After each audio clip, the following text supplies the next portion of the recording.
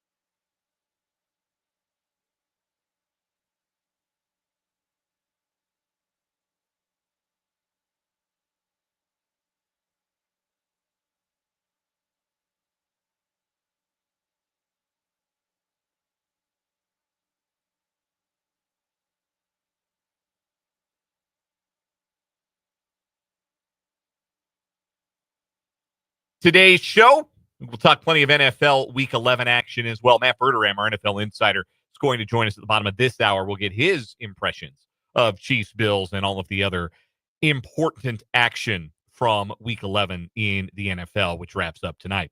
We've also got some college football to talk about. Boy, was it a tale of two Saturdays in the Sunflower State. First, K-State's playoff hopes crash landing with a thud in a home loss to Arizona State. Back-to-back losses. Those have been so rare in the Chris Kleiman era. And this team that had been flying high after their best 8-game start in the Kleiman era now is just playing to see how good a bowl they can go to over their final two games. I suppose there are some tiebreaker scenarios maybe that could see Kansas State still get to the Big 12 championship game. But I think realistically speaking, that is not happening. And so neither is a trip to the inaugural 12-team edition of the college football playoff. Then after that, late night, if you stayed up for it, you were rewarded if you were a Jayhawk fan. Kansas finally does what had been coming for a while, handing BYU their first loss of the season. The Jayhawks now 2 wins away from salvaging this season with a bowl trip, and things trending in the right direction for Lance Leipold and company. We will discuss that and the rest of the college football and Big 12 scene on today's show. Plus all of the things you've come to know and love from a Monday edition of 580 Sports Talk. We got our first round of What Is Wrong With You for the week. We got our 580 Sports Talk headlines. We'll do the good, the bad, the ugly from the sports weekend it was, all that good stuff. That's all coming up. And, of course, your interaction with the program is welcome. The text line wide open, 785-272-9429. That is 785-272-9429. You can also, if you're watching live on the YouTube video stream today, jump into the live chat. There's a live chat feature on the show, on the page where you are watching the video. You can even pull it up on your phone if you're watching on your phone or your mobile device. You can still pull up the live chat. You can leave your thoughts in there. You can interact with us. You can interact with your fellow listeners. Hello to Mark H. Hello to Vance. Hello to everyone who is watching the live stream today. You can also, if you're watching on Facebook, WIBW News, leave us a comment there as well. We can get to those throughout the show today. I'm sure there is a lot that you folks have to say about the Chiefs suffering their first loss of the season. We want to hear it. 785-272-9429 and the YouTube live chat. Sometimes, Brendan, it really is just as simple as you play a football game between two good teams, 60 minutes, and the better team wins. The better team on that day wins. And yesterday, the better team for 60 minutes was the Buffalo Bills, and they deserved to win 30-21 to hand the Chiefs their first loss of the season.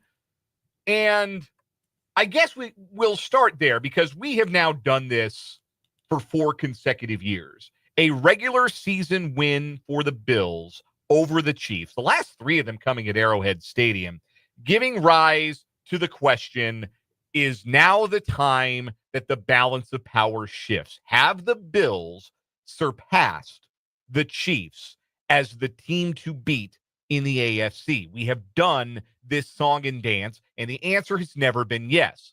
Now, in fairness, in 2021, that's because the answer was out of nowhere, the Cincinnati Bengals. But the last 2 seasons, we have done exactly this. There has been a win for the Bills over the Chiefs, and Josh Allen has outplayed Patrick Mahomes largely in those games, outplayed him again yesterday in the head-to-head meeting.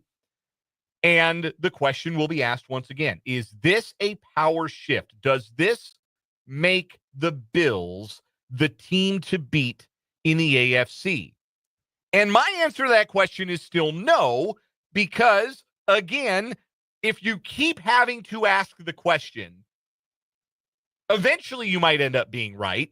But if you keep having to ask it, that means the answer has kept being no for a very good reason. I've made this comparison before. It's the Mike Trout principle until Shohei Ohtani ended up and actually became the new best player in baseball. I mean, how many different guys came up in discussion on, national shows or in writing or blogs or columns or wherever? Is this the new Mike Trout? Has this guy passed Mike Trout as best player in baseball? Christian Yelich was white hot there for like a year and a half. Is Christian Yelich better than Mike Trout? No, he had a better year one time than Mike Trout. Go compare their careers. Was he better? No. Mookie Betts, Hall of Famer. Without question, Hall of Famer. Not better than Mike Trout after one of his MVP seasons. Like that's exactly what this is. You need to have more body of work. How often when you're talking about a team that fell from grace, or you're talking about a dynasty that has been toppled, how many of them do you point to one single event, unless that event is all of our players retired and left? Like the Bulls, okay? The Bulls of the 90s. There were plenty of other good teams. The Rockets won 2 titles in the middle of the Bulls, 2 3-peats. Yeah, what happened during those 2 years? Yeah, Michael Jordan was a Birmingham Black Baron. Yeah, there was no Michael Jordan. Just a Birmingham Baron. He did not travel back in time to play in the Negro League. And there are other teams that came in and had great teams. The Jazz were really good. The Supersonics had some good years. The Lakers have been good forever. Lots of teams had good stretches in there. But the Bills didn't eventually fall because, oh man, that one they lost that one time to the Jazz in the regular season, and that was the end of the dynasty. No, everyone left. Everybody meaningful on that team pretty much at the same time left. How many examples of this phenomenon that you're describing actually exist? I cannot think of many or any off the top of my head. You need to actually have some proof that you are a better team, not that you are better on one day. The Bills were better on Sunday, November 17th than the Chiefs were. Yeah, they were. Fine, great. There have been plenty of other days where the Chiefs have played a game and someone else has played a game somewhere else and another team has been better than the Chiefs. Does that mean because, let me think of a comparison here. Does that mean that the Eagles, who were really, really good the other night, does that mean the Eagles are better than the Chiefs? No. They don't have proof of that. One head-to-head matchup does not mean you are better than the other team. That just means you are better on that day. You have to prove it when the stakes are higher.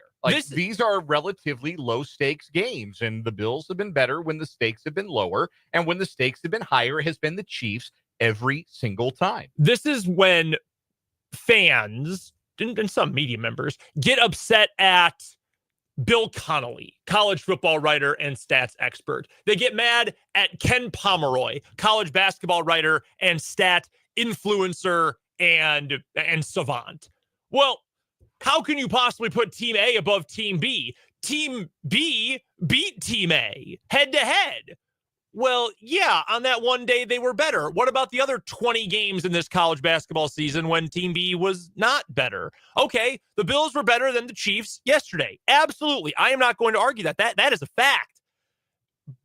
But what about all the other games that matter? What about the other body of work? If you can't give me the whole body of work, I'm not going to predict the downfall of this team. I don't think that's fair to just logic and reason. And I don't think that's fair to this Chiefs team that has continued to win these big games over and over, whereas other teams have built up these emotional games and then have crumbled when it counts the most. So you could point to a lot of reasons why the Chiefs didn't win yesterday. I think you can start with the second play of the game. Patrick Mahomes throws that interception. He's got Noah Gray wide open in the middle of the field. The read was not bad. The throw was bad. He was being hit from behind. The ball sailed on him. How much that affected the throw, only Patrick Mahomes knows. But that interception gave the Bills essentially an extra possession, and they used that extra possession at the end of the first half to take a lead into the locker room, and the Chiefs were playing catch-up the entire game. And it's hard to play catch-up on the road. It's hard to play catch up in an environment like that. So you can point to just the second snap of the game and say, man, if that goes differently, even if the Chiefs just go 3 and out and just punt, even if it's just a regular non-scoring possession for the Chiefs and not a turnover like that on the second play of the game, maybe it feels a little different. You could also fairly argue that interception was canceled out by Josh Allen's equally bozo mode interception that he threw later on in the first half. I love when people with huge arms make the little light, soft, like underthrown, bad spot. It's like a pitcher who can't throw to first base, like John Lester. John Lester, all-time great pitcher, couldn't throw to first. He had to do a little like weird lollipop soft thing. Always find that very funny. That's what Josh Allen did. He was a pitcher with the yips trying to throw to first base. And it got picked off and returned 30 yards. Yeah, and set up a Chiefs score. So it did. Both interceptions ended up kind of canceling each other out on the scoreboard at the very least. You can point to third downs. Chiefs weren't great in third down, but the Chiefs defense, typically excellent in third down, had trouble getting off the field yesterday. The Bills were good enough to convert those third and long chances that the Chiefs put them in. The first and second down defense wasn't a whole lot different. It's not like the Bills were gashing the Chiefs on the ground, quite the opposite. But 3rd and 8, 3rd and 7 is a little bit of an easier task when you have a quarterback like Josh Allen. And not every quarterback is Josh Allen. And for proof of the concept that the Chiefs defense will be better off more often than not playing the way they did on first and second downs, watch what happens next Sunday when Bryce Young is in a bunch of 3rd and 8s, 3rd and 7s. You know what's coming next? Punts. Lots of punts. So you tip your cap to Josh Allen. He made a lot of plays on third down. Nobody's better in November and December making those plays on third down. If I need a third down converted in a November game, maybe Josh Allen is my guy. But again, that's the point. We've seen this in November and December before, and it hasn't really ended up mattering broadly in the long run. The other thing that I think you can point to from this game are the explosive plays. The splash plays, if you will. We talk about explosive shot plays, whatever you want to call them. We talk about them a lot because of the relative absence of them for the Kansas City Chiefs this season. They have been an offense that has built its success much more on efficiency and a high success rate than a high explosive play rate. You go and you look at the play chart for the Chiefs. How many plays do you suppose that the Chiefs had over 20 yards yesterday? Go ahead and guess. How many plays do you think the Chiefs had over 20 yards? 2. 1. You gave them too much credit. That long Kareem Hunt run was a 17-yarder. Xavier Worthy caught that 31-yard pass. Yes. Okay. I was the one to DeAndre Hopkins. I talked about it on the Instant Reaction show last night. Uh-huh. He ran an awesome route. Mahomes had a really nice kind of sidearm throw. That was shorter than 20. That was the other one I was thinking of. Justin Watson had a 16-yard catch. Noah Gray had a 14-yard reception. But only one, what would be classified as an explosive play, would be a play over 20 yards. How many do you think the Bills had?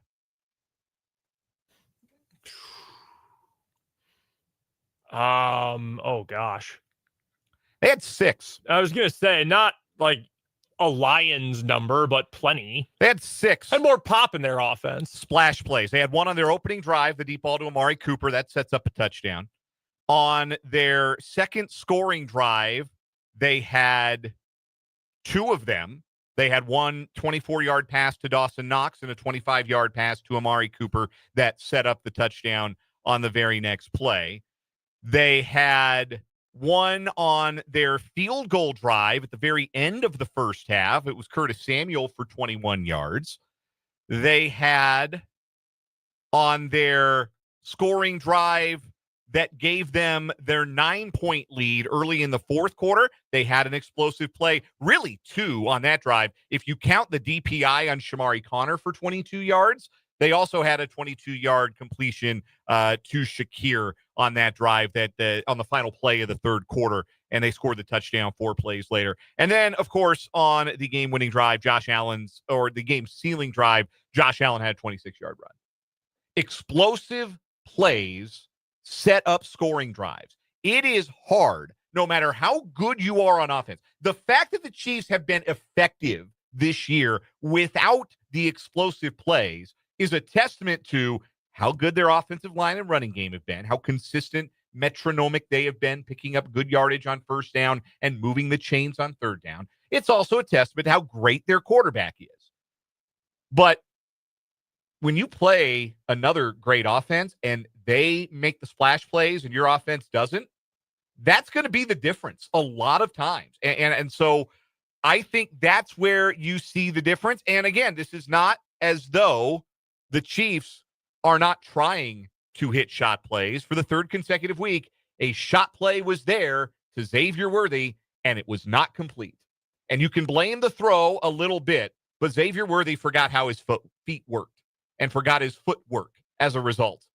And that play ended up being incomplete. That was a big play in the game because it ended up resulting in a punt where the Chiefs were set up and they had the first down. They had just taken over after falling behind 13-7, and that was the first down play, and Worthy ends up being incomplete. You're in scoring range to get those points right back. Instead, 3 plays later, you're punting the football.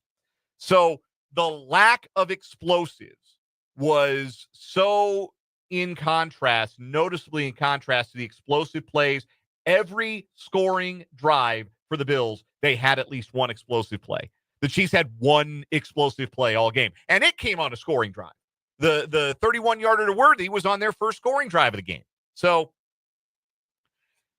I think that's the biggest thing for the Chiefs moving forward. When you ask me what to take away from this game, there are two things. One, we're going to talk about in greater depth later on, but the pass rush has to be better. The pass rush has to be more productive. Yep. We're going to get to that in greater detail later on in today's show. But there was not enough pressure on Josh Allen, and the Chiefs did not have a sack. And I think that there are only 2 games the last 2 years where the Chiefs don't have a sack, and they're both against the Bills. So, like, Josh Allen's a hard guy to bring down. He's really good.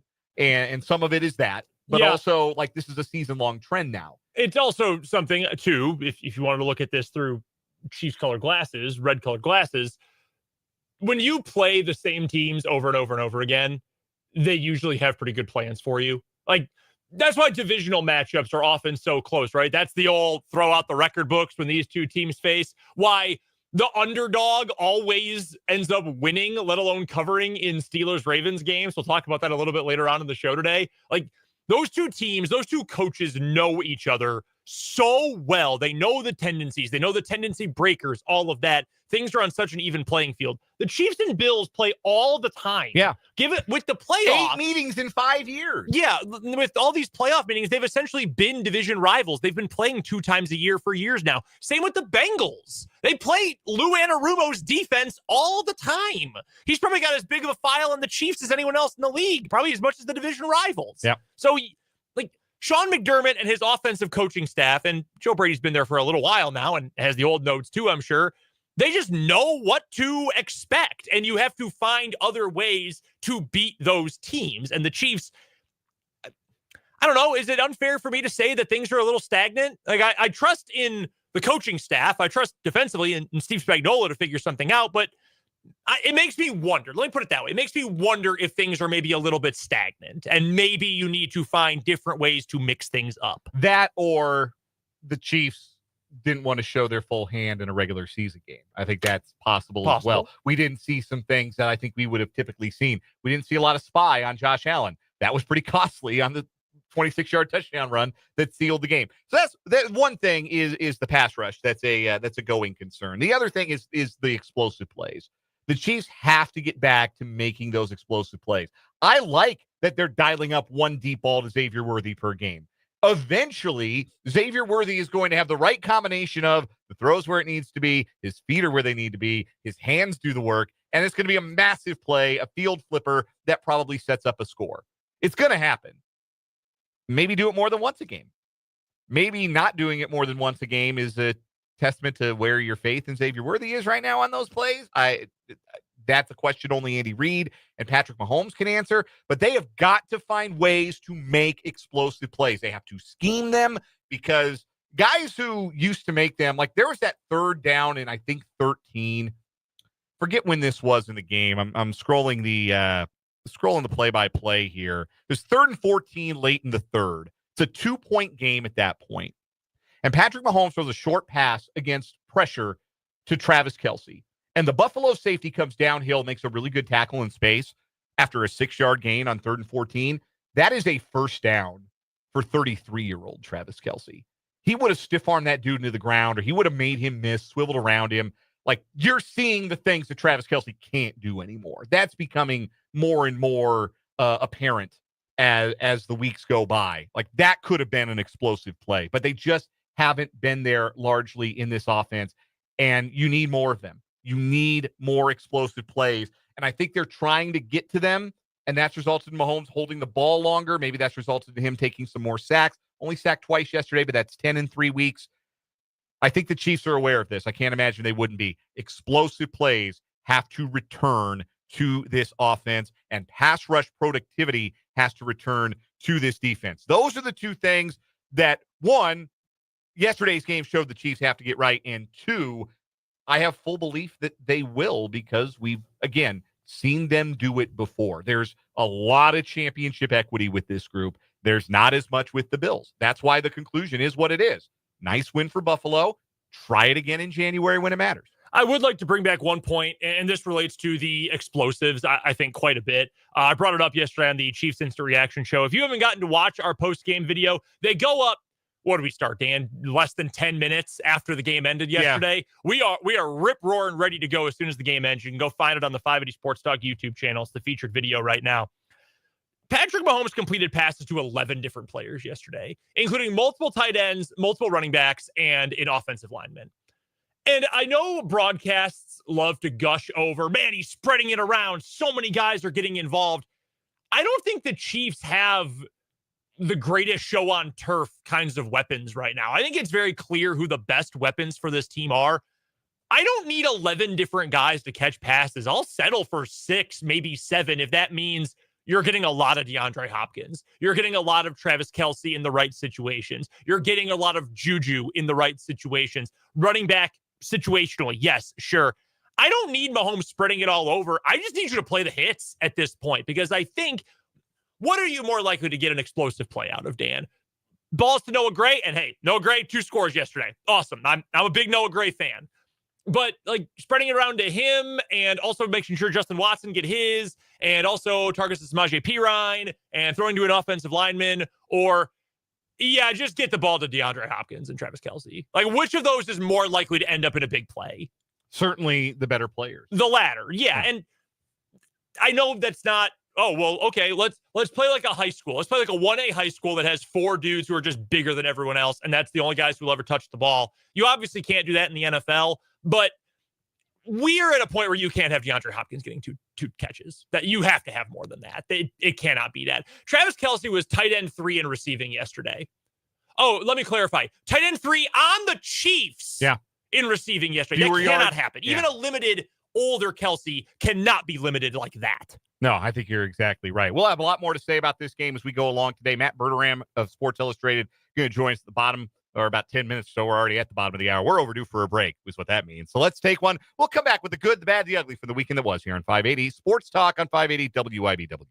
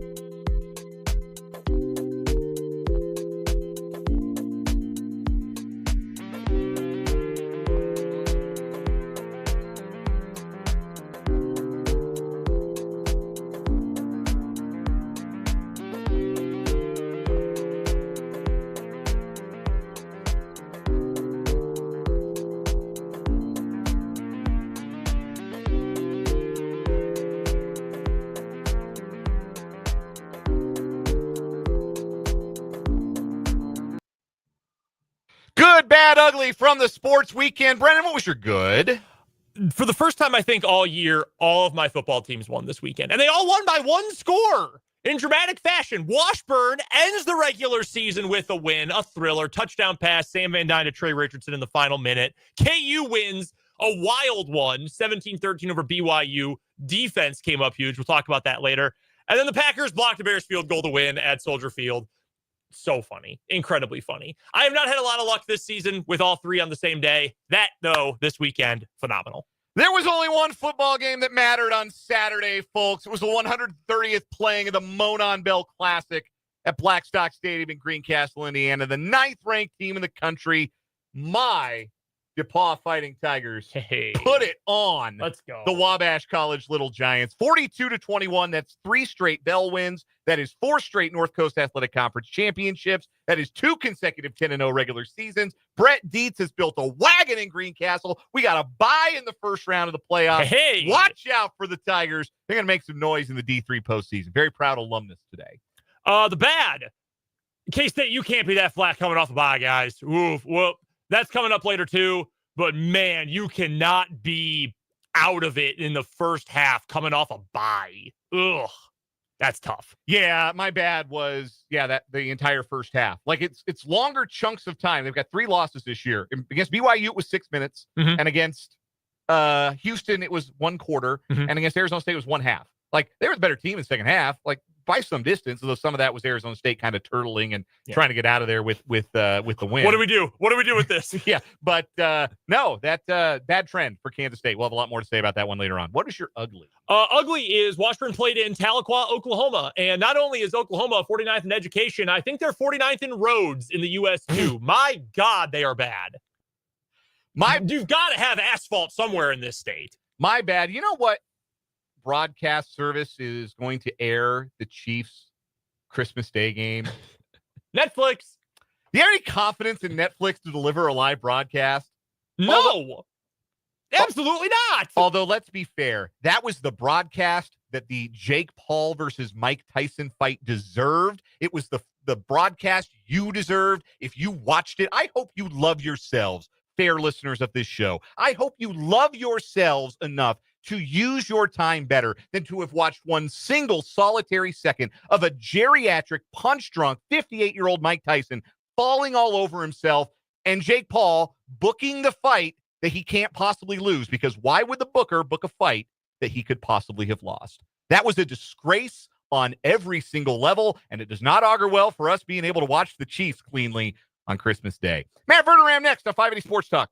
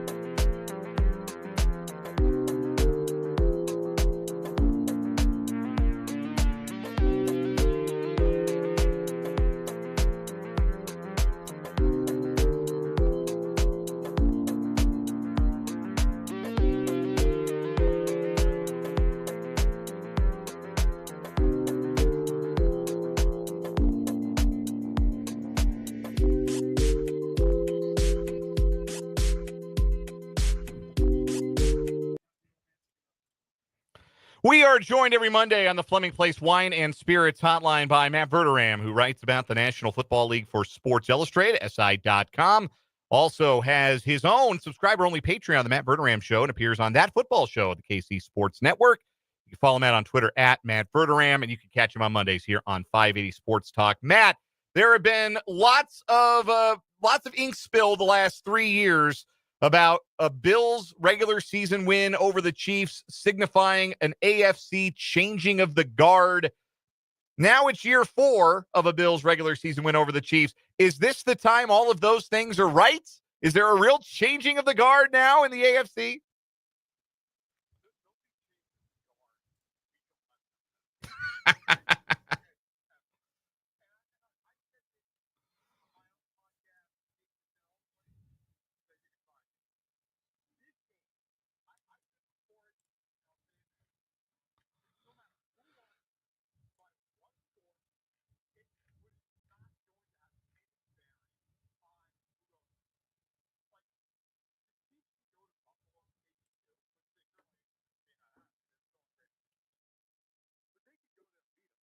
Just look at January. And the Bills aren't scared of going to Arrowhead. If they got to go play the Chiefs in Arrowhead, they got every reason in the world to believe they can win that game. The only thing I took out of Week 11, honestly, they're the 2 best teams in the AFC. I think they're probably going to see each other in the AFC Championship game. And it'll be a hell of a football game. But I think, look, if you're the Chiefs, you walk away from that game going, hey, look, a better throw here, a better call on third down defensively there, probably win the game. And if you're the Bills, you're sitting there going, you know what? We were missing guys. We still won the game. We could have beat them by more. So it's going to be about adjustments, which it always is. And frankly, if that's the case, it probably benefits Kansas City because every time the Bills beat the Chiefs in the regular season, they lose to them in the playoffs. The Chiefs had one offensive play over 20 yards in yesterday's game, and that just hasn't been a big part of their offense this year. They have been more efficient than explosive. We've talked about that throughout this season, but when you go up against a team like Buffalo, capable of making those explosive plays, you kind of have to match them a little bit, and I think you saw maybe yesterday what happens when you don't. So how can the Chiefs bring explosive plays back into this offense? What are the things they're going to have to do to get more of those 20-plus yard chunk plays that are going to set themselves up with more opportunities to succeed? Look, I think it's a few things. Okay, you watch the rest of the NFL. You watch the Sunday night game. Okay, Justin Herbert is throwing to me on that team, and they are just seam shot after seam shot. They're moving the ball down the field. They're taking shots, and they get one-on-ones on the boundary. The Chiefs never do that. They just don't threaten you anywhere down the field. Mahomes did not complete a pass in the air over 5 yards to the left side of the field or in the middle of the field yesterday. Just doesn't do it. Like, just will not throw the ball. He doesn't even try. Like, they weren't even completions. Like, he just would not throw the football. And if you watch the film, not so much of yesterday's game, I haven't had a chance to do that, but in other weeks, they are open. The Chiefs have guys open, and he is not throwing the football. And I would say, I guess maybe somewhat controversially, they have a Mahomes problem right now. He's got to play better. He just has to play better. That throw to Worthy, look, Worthy's got to get his feet in bounds. Nobody reasonable would argue otherwise. But if that ball's thrown where it needs to be thrown, it's a walk-in touchdown, 7 points. It's easy. Like the whole field side of Worthy's wide open. And this has happened over and over and over. And I would argue I really think if Mahomes hits that throw, I think they probably win the game. Because then all of a sudden, late in the game, you're playing for a field goal. And yes, they don't bunker. Maybe the guy missed it. But it changes everything. They need to spend the next 2 months getting reacquainted with the idea that you're allowed to throw the ball over 5 yards in the air. Right now, there are 34 quarterbacks who are qualified on Pro Football Reference for average depth of target. Mahomes ranks 34th out of 34 quarterbacks. They just don't throw the ball down the field. And to your point, when you play a team like Buffalo, you have zero margin for error playing like that. And it killed them. I think if they hit 1 or 2 deep shots in that game, they probably win. But they missed one, and they never tried to hit another one. Matt Verderame is our guest. He covers the NFL for Sports Illustrated and SI.com. Also the host of the Matt Verderame Show on Patreon and That Football Show at the KC Sports Network. Find him on Twitter at Matt Verderame, and he joins us every Monday at this time as we go around the most recent action in the NFL. Matt, what is going to fix the pass rushing problem for the Chiefs? Because they're 20th now in the NFL in pressure rate, according to Next Gen Stats, and they blitz the fourth most of anyone in the league. That is worrisome when they're not sending extra rushers. What is it going to take to get the pass rush kind of reinvigorated? Well, getting a Menahu back should really help. If you want to, take things at face value and really try to be honest about it, a Menahu's a really good player. Like that should legitimately change the calculus. Now, all of a sudden, if you're doubling Jones, just singling him, he's going to win a lot. Maybe there's some downs even where teams do double him and you get Jones on the rare one-on-one. Because Jones is winning. The problem with Jones is not finishing. He has 3 sacks. It's not good enough. He's getting paid $32 million a year. Like, you got to have sacks. But Jones is being very disruptive. He's playing well. Karlaftis has to play better. He has 4 sacks. Like, at some point, again, he's got to make a difference. He's not making enough of a difference. Mike Dana, they him 3 years and $24 million. Where's Mike Dana? Felix Anzalone, like, they're giving him some snaps this year. Not producing. So a Menahu coming back, I think, will help because you're also going to reduce some snaps to guys who aren't doing a whole hell of a lot. But you're right. Look, I walked away from that game with 3 real concerns. And, I've had them, but, they kind of confirmed it. One, and to me, it is the biggest one, they got to figure out something opposite of Trent McDuffie. Because Najee Johnson's not it. The Bills basically were just yelling, we're throwing it 13, and then just drop back and throw it. And there was nothing the Chiefs could do. Number 2, the pass rush. And number 3, the complete inability to throw the ball down the field. And they have the weapons. They have got to do it.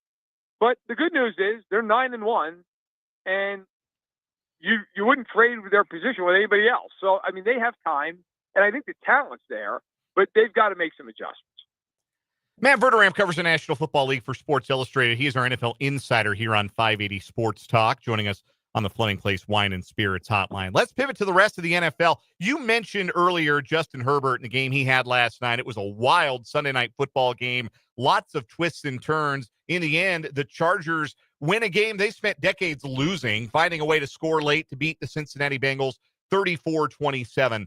I'll ask about the Chargers in a second, but I have to ask this about the Bengals first. Was that officially it for this iteration of the Cincinnati Bengals? Because it doesn't feel like it's going anywhere good from here. No, it's over. And I don't say that lightly because I have been one of those people who have been saying, I think they're still going to make the playoffs. They're still going to get there. You're right. The Chargers have spent decades losing that game. They won. But I would also argue, and I'm not taking anything away from the Chargers, they do what they have to do. Evan McPherson missed 2 field goals, and if he hits either one of them, they probably win the game. The Bengals did everything possible to blow that game, and so did the Chargers. It was almost like a game of hot potato. Please, I don't want to win. You win, and it just went back and forth. But the Bengals, 4-7, they still have to play Pittsburgh twice. They got to play Denver, which is listen. I'll be the first. I couldn't have been more wrong on Denver. I thought Denver was going to be awful this year, and Denver's respectable. They're not bad. The Bengals are not running the table. And at 9-8, I don't think they're going to get in because I don't think they're going to have enough. I think somebody might win 10. So, I think they're probably done. And now the hard question is going to start with Cincinnati. Higgins is going to be gone. What are you doing with Chase? Chase seems disillusioned. He's going to want a fortune, and he's earned it. He's played out of his mind this year. And a lot of it without Higgins, who's been in and out with injury. You're going to give him $37, $38 a year? You're going to guarantee him the highest guaranteed money ever for a receiver? Because if you're not going to do that, then trade him. Because he's not going to take less. So if you're the Bengals, you got to start thinking about, maybe they go the Tyreek Hill route where the Chiefs, they traded Hill and they rebuilt their whole defense. Maybe that's what Cincinnati does. Maybe they trade Chase and they get a ton of picks and they just rebuild the whole thing. But this current group, as they stand, I think they're done. Meanwhile, the Chargers get that win, go to 7-3. And look, I think we all kind of knew Jim Harbaugh is a really good coach. I think we undersold it. Jim Harbaugh is a really good coach. How much are you impressed with what he's been able to do in just 10 games with that team, which, again, as you mentioned, is kind of limited talent-wise? Listen, Jim Harbaugh is not for everybody, and he burns hot. And so, is he there for 10 years? I don't know. But he's a culture guy. Jim Harbaugh is going to go. He's football, and he's only football. And if you're not on that page, you're gone. That's it. He will weed you out, trade you, cut you, whatever. And I think you saw, last night, you've seen in other games, they have a mental toughness they just have not had in recent years. Games they blow stupid ways. And look, they came really close to doing that on Sunday night. I mean, they you could argue, should have. But they didn't. It's a results business. This isn't about showing your work. It's not fifth grade math. Did you win or not? They won. I think they are limited. I don't think they're a team that's going to go to the Super Bowl. I think most good teams will beat them just because of a talent gap. But Harbaugh knows this isn't about the Super Bowl this year. This is about setting expectations, building a culture.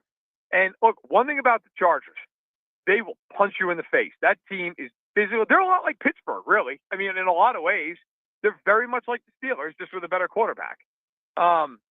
They're a tough out. And I think, if you're Harbaugh, you're very pleased with the fact that you're 7-3, sure, but more importantly, I think long term that you are finding an identity, which is something the Chargers have missed for years. Couple more quick questions from Matt Verderame of Sports Illustrated, joining us here on 580 Sports Talk via the Fleming Place Wine and Spirits hotline. The Steelers kicked 6 field goals and beat the Baltimore Ravens in a rivalry game yesterday, Matt. Bigger indication that the Steelers are for real and can win with a C- D+ game, or a bigger indictment of the Ravens that they couldn't finish it off? I thought that game was a lot more about Baltimore. And I watched every snap of that game. Listen, I am not taking anything away from Pittsburgh. They won. Again, I just said it's a results-based business. They won the game. They're a game and a half up in the North, and they might very well win that division. Baltimore gift wrapped that game in every possible way. Which, by the way, I feel like they do every time they play Pittsburgh. They've lost, I believe, 8 of their last 9 to them, but they just can never beat them. And if you watch that game, for anyone who missed it, first drive of the game, Henry fumbles the ball. Right, I think it was like his own 30-yard line, deep in their own territory. Right before the half, Ravens are winning. Getting ready to go to half. They're literally inside their own 15-yard line with, 30 seconds, 20 seconds left. They decide to run a screen pass. Likely he fumbles the ball. Three free points. Then, listen, Jackson threw a pick, but that was more credit to Pittsburgh. I think Herbie made an unbelievable play on the ball. But the point is, they missed 2 field goals. The Ravens should have won that game. Like, they should have beat them. But this is kind of what we always talk about, the Ravens. It is the same movie every year. They play good teams, and if you can't run the ball, all of a sudden it becomes a problem. Lamar did not play well yesterday. He threw for less than 50% completion rate. I'm not holding a pick against him, but he didn't play well. And that's kind of been the theme over his career. If they're not running the ball well and you can just hone in on them throwing, it doesn't go well. It's why they've lost a lot of playoff games. I think it's why Pittsburgh gives them such a hard time. And Henry, he only ran for 55 yards. In the end, the turnovers, the lack of a run game, the missed field goals, it killed them. And it puts Baltimore in a spot now where they're sitting 6th in the AFC. Only have about 30 seconds here, Matt. But speaking of the same story every year, on a scale of 1 to 10, how predictable was the ending of Bears-Packers yesterday? Oh, that's 15. I turned that game on for one play, and it was that field goal. And all I could think was, how is he going to miss the field goal? There's no world this thing goes in. And, of course, it didn't even get there. Matt Verderame covers the National Football League for Sports Illustrated, SI.com. Check out his work. It's all over the place. It's all worth seeking out. He knows his ball. He's our NFL insider on 580 Sports Talk. Matt, thanks for the time. We'll do it again next week. Anytime, guys. Take care. That is Matt Verderame. We will step aside, give out some Chiefs game balls for their first loss of the season to wrap up the 3 o'clock hour next.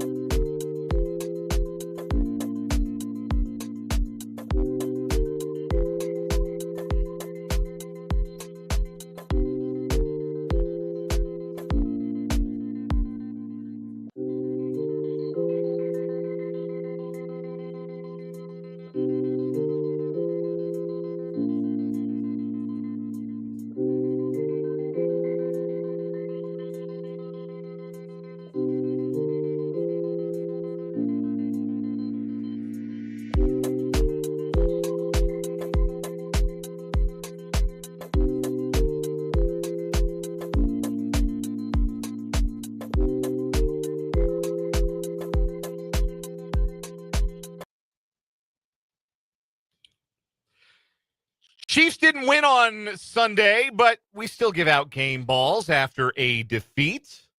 Mine goes to Noah Gray, 2 touchdowns. Nice footwork on the second one, back of the end zone. Really nice play by Mahomes to extend the play, drop it over the top, find Gray in the back corner of the end zone.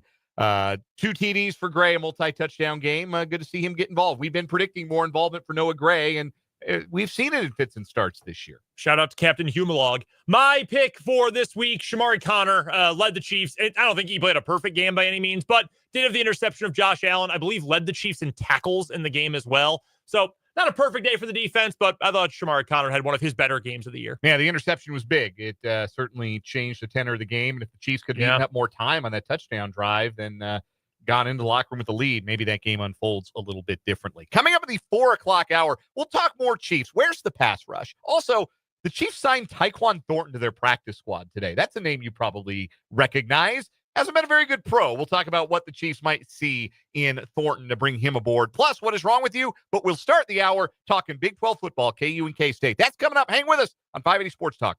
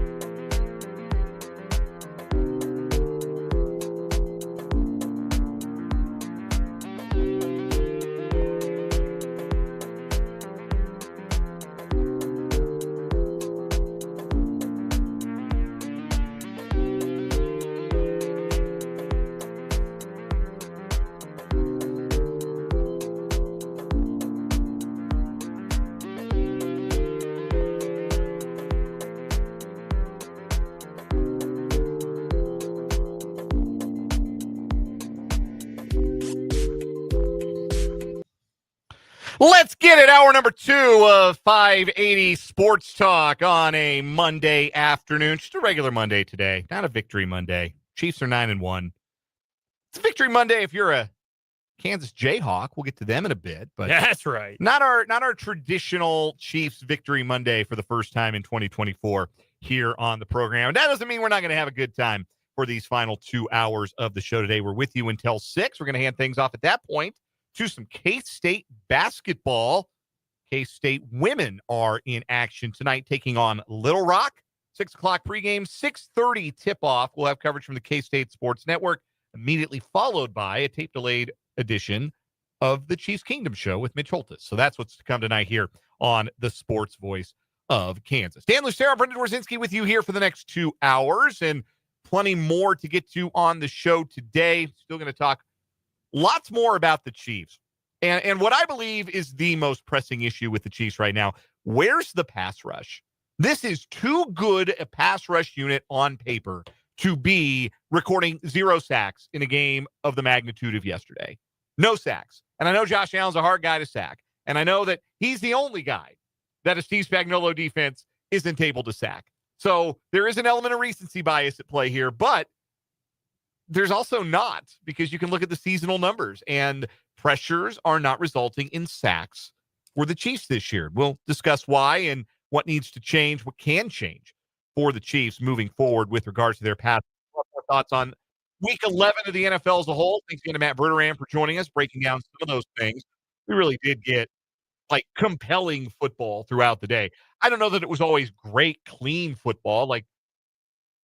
Baltimore-Pittsburgh was like a knife fight in the mud, but I kind of expect that from Baltimore-Pittsburgh. I'd have been disappointed if it were like a 31-27 offensive shootout. That's the kind of game I want from Baltimore and Pittsburgh. A bunch of field goals, a bunch of turnovers, a bunch of hard hits. Troy Polamalu and Ed Reed decapitating people. That's what I want from that game. Yeah, no, that was the exact kind of game. I mean, I expected Pittsburgh maybe able to finish a drive, but other than that, Chris Boswell kicking field goals in bad weather, yeah, that's Steelers football right there. Bills Chiefs delivered the goods. That was as good a football game as we thought it was going to be, even if you didn't much care for the outcome. And then Bengals Chargers was a blast that didn't end until 11 o'clock Central Time. That was such a long game. Oh, well, because the final 2 minutes took an hour. two punts inside the 2-minute warning is such nasty work. I heard earlier today, I'm curious your perspective on this. The idea that the line of demarcation for when casual fans will pay attention to winners / when the season really starts to matter for winners, and also when the season stops mattering for losers, is Thanksgiving. I think that's a good point. I do too. I think as of yesterday, and I know we're still a week from Thanksgiving, I think they're going to be in primetime again, but we don't need to think about the New York Jets. It's over. No. We're done. Donezo. The Cleveland Browns were pretty much in that spot weeks ago, but there's no need to think about the Cleveland Browns anymore. That's done with. The Giants are going to do the Tommy DeVito thing again. So yeah, they are. That's no longer worth thinking. Dude, imagine being Drew Lock. Imagine being that guy. You're the backup all year. Tommy Cutlets is over here, making broad caricatures of Italian people in America, and you still get passed up after being the backup all year. That's also because Daniel Jones has an injury guarantee next season, so they they can't make him the backup because an injury would really screw them financially. But yeah, that's wild. I thought this week was pretty much everything kind of went the way I expected. Not that Brown Saints game. That was completely not what I expected actually in that game. But other than that, the games that ended up being close, I expected to be pretty close. The games I expected to be blowouts, I sort of expected to be blowouts. With the one exception of Broncos-Falcons. I thought the Broncos would win. Yeah. I didn't think that was going to happen. Pretty shameful effort by the Falcons, frankly. Very shameful. We have a lot more to say about Week 11 as a whole, including the clear and obvious best team in the National Football League doing to another NFL team what the Axtell High Eagles are doing to teams week in and week out in Kansas high school football. How is Doug Peterson employed today? There should have been a running clock in Jags Lions. Absolutely. If ever there should have been a running clock in an NFL game. That was unfair. That was not sporting. No, it was insane. Like they could have thrown an unsportsmanlike conduct flag for the Lions just for living, just for playing football. Yes. It was not sporting of them to do what they did to the Jacksonville Jaguars. Lots more to say, like I said, about Week 11 coming up later on in the show. We've also got our 580 headlines, 580 Sports Talk headlines coming up at the 5 o'clock hour. We got What Is Wrong With You coming up in just a little bit. But first, and of course, your comments as well. Shouldn't leave those out. We want to hear from you. 785-272-9429 is the text line number. 785-272-9429. You can also drop us a line if you're watching live on YouTube. Hello to our YouTube viewers.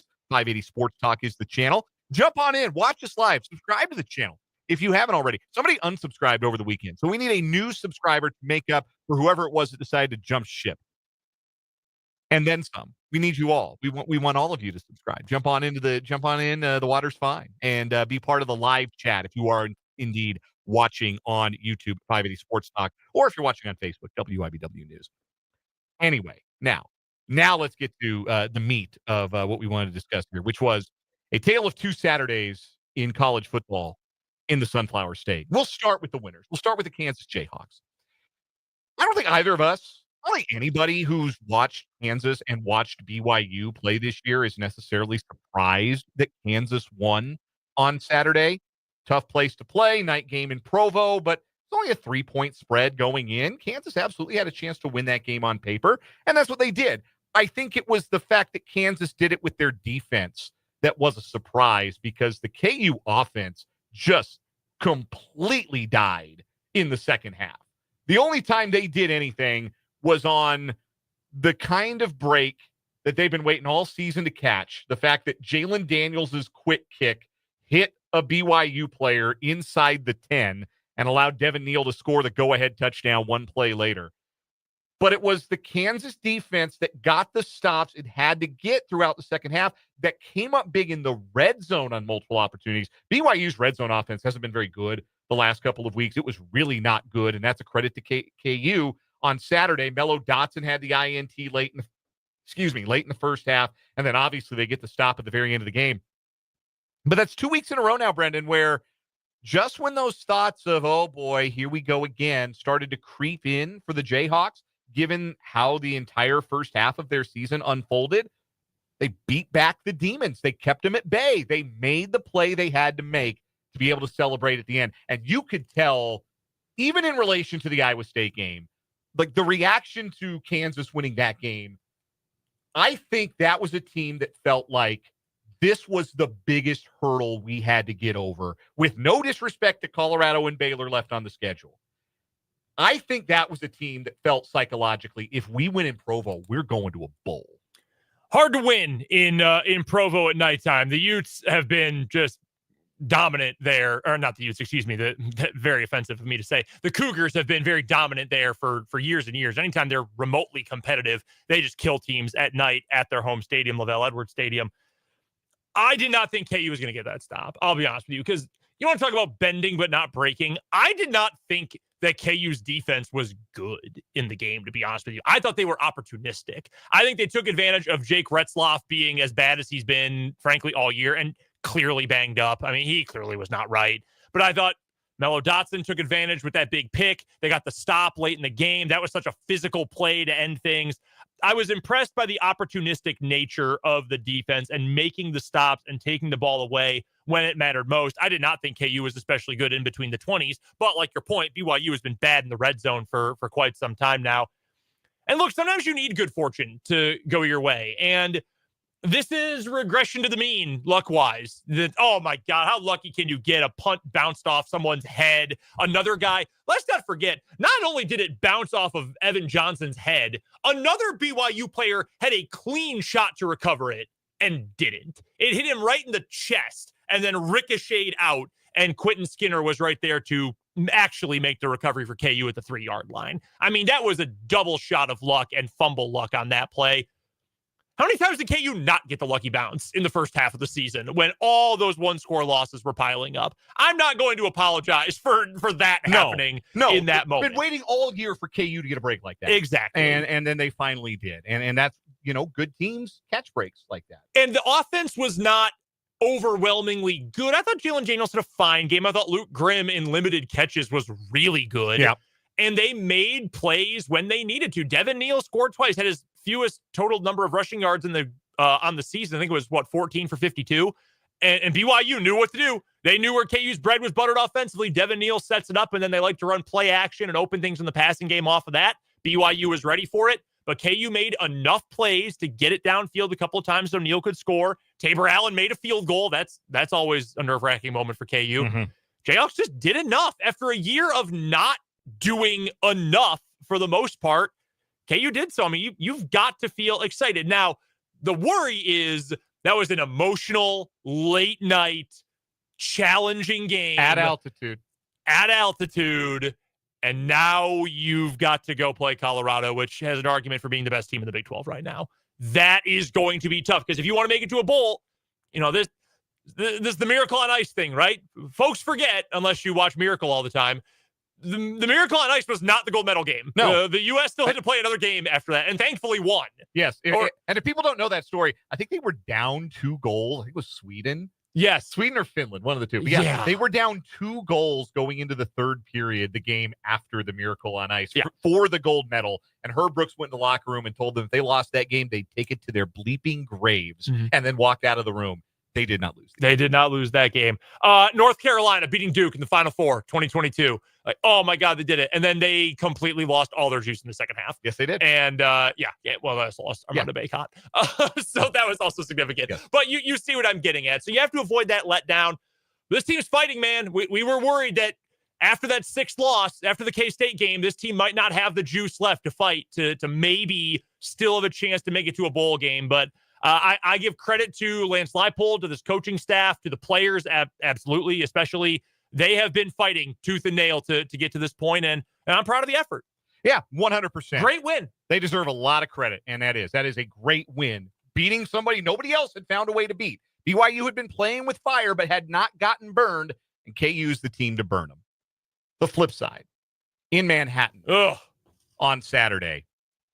It's really simple for K-State at this point when you take like the broad view, and we could talk about like the intangible stuff. We could talk about, how flat they felt to start the game. They turned the ball over on the second snap and just didn't seem like they had the juice to start that game and made a lot of mistakes. They made some mental mistakes, committed some really bad penalties, didn't tackle as well as they typically do. It was just an off half for K-State when there was no excuse for them to have an off half coming off of the bye week with still so much to play for and being at home against a really good crowd. We can talk about the intangible stuff, but the tangible stuff is really simple. When K-State doesn't turn the ball over, their offense is really good. And when they do turn the ball over, they don't score enough points.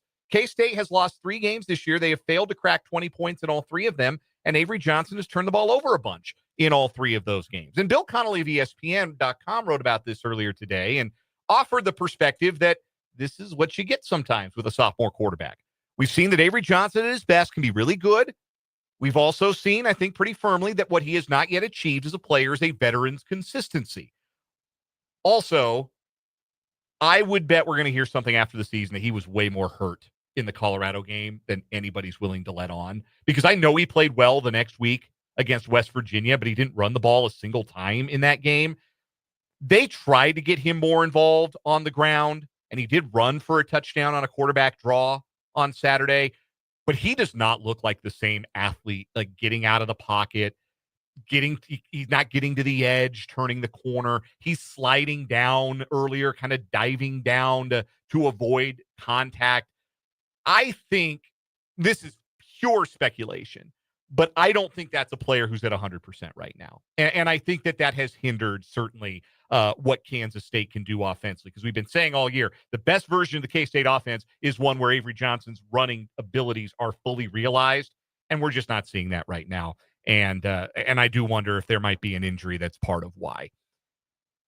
I texted you guys after the game, because I was at the game. You can see my instant reaction video from the Bill Snyder Family Stadium press box. It's up on our YouTube page, 580 Sports Talk. I texted the group after the game, and I said, guys, I've never seen Chris Kleiman like this after a loss. Like, it's one thing to lose a game and be disappointed. Chris Kleiman was near tears at one point during that post-game press conference, and he made a reference to the last couple of weeks having been rough on him specifically, and was really reflective about his 6-year guys who've been with him and the 5th-year seniors that he has on the team. Reflective in a way you don't usually hear a coach be reflective about seniors with 2 games left in a regular season. And I clearly wasn't the only one who noticed, because apparently that reaction and that clip, and that's out there, if you can watch the clip of Kleiman in his press conference, that gave rise to some rumors that Kleiman had to address directly at his press conference today. Somebody directly asked him about a rumor that, hey, are you retiring? Which is a wild, out of nowhere. And Kleiman did have a bit of a health scare at the Sunflower Showdown. If you recall, he had to go to the sideline, nearly had to go to the locker room. He almost passed out. They had to basically just give him Gatorade by the cupful to get him right, to get him back on the sideline so he could finish out the Sunflower Showdown. So I think maybe people were starting to put 2 and 2 together a little bit. He's emotional. He's reflective. He had that health scare a few weeks ago. Is he going to be around? And Chris Kleiman said directly today in response to that, doesn't know where that rumor is coming from. That is not something he has any plans to do. So I kind of pulled my punches, not knowing what's going on behind the scenes. I don't know what's going on with Chris Kleiman. I don't know what's going on in that locker room or in that coaching staff, but I do know this. This is now 2 straight years that Kansas State has suffered a loss where they did not play well in the first half in a game where they had everything to play for. Last year it was Texas. A little more forgivable. That's on the road at a really good Texas team that made the playoff. But this one is less forgivable, having it happen at home against like an Arizona State team that's really good. Let's make that really clear. Arizona State is not 8-2 by accident. Their quarterback makes plays. Cam Scadaboo, even injured, is like trying to tackle a rhinoceros covered in bowling in knives. Or like he's just not fun bowling ball. And Jordan Tyson is outside of the group at Colorado, which is ironic considering he was at Colorado. I think he's the best wide receiver in the conference. He had 12 for 176 and 2 touchdowns. And it's another year going by where I watch K-State and I think, man, when are they going to get a wide receiver like that? Yeah, it's been a while, hasn't it? Tyler Lockett. Yeah. Tyler Lockett's the last one. Man. Like, they've had good wide receivers. I think, like we'll see what junior and senior year Jace Brown becomes. Trey Spivey was really promising. Promising is one thing. Like, they don't have a dude catching passes at wide receiver. That's what a dude looks like. He looks like Jalen Tyson. Jace Brown has more Tyson. yards as a sophomore than either Jordy or Tyler Lockett had. I don't want to shortchange. No, he's anybody a nice player, but I mean, he's not one of those dudes. Difference. That came up. I hate to admit, I was message board cruising on Saturday night, and K-State fans, I feel for you. It's not fun to have a very disappointing loss when you have high expectations. I get it, but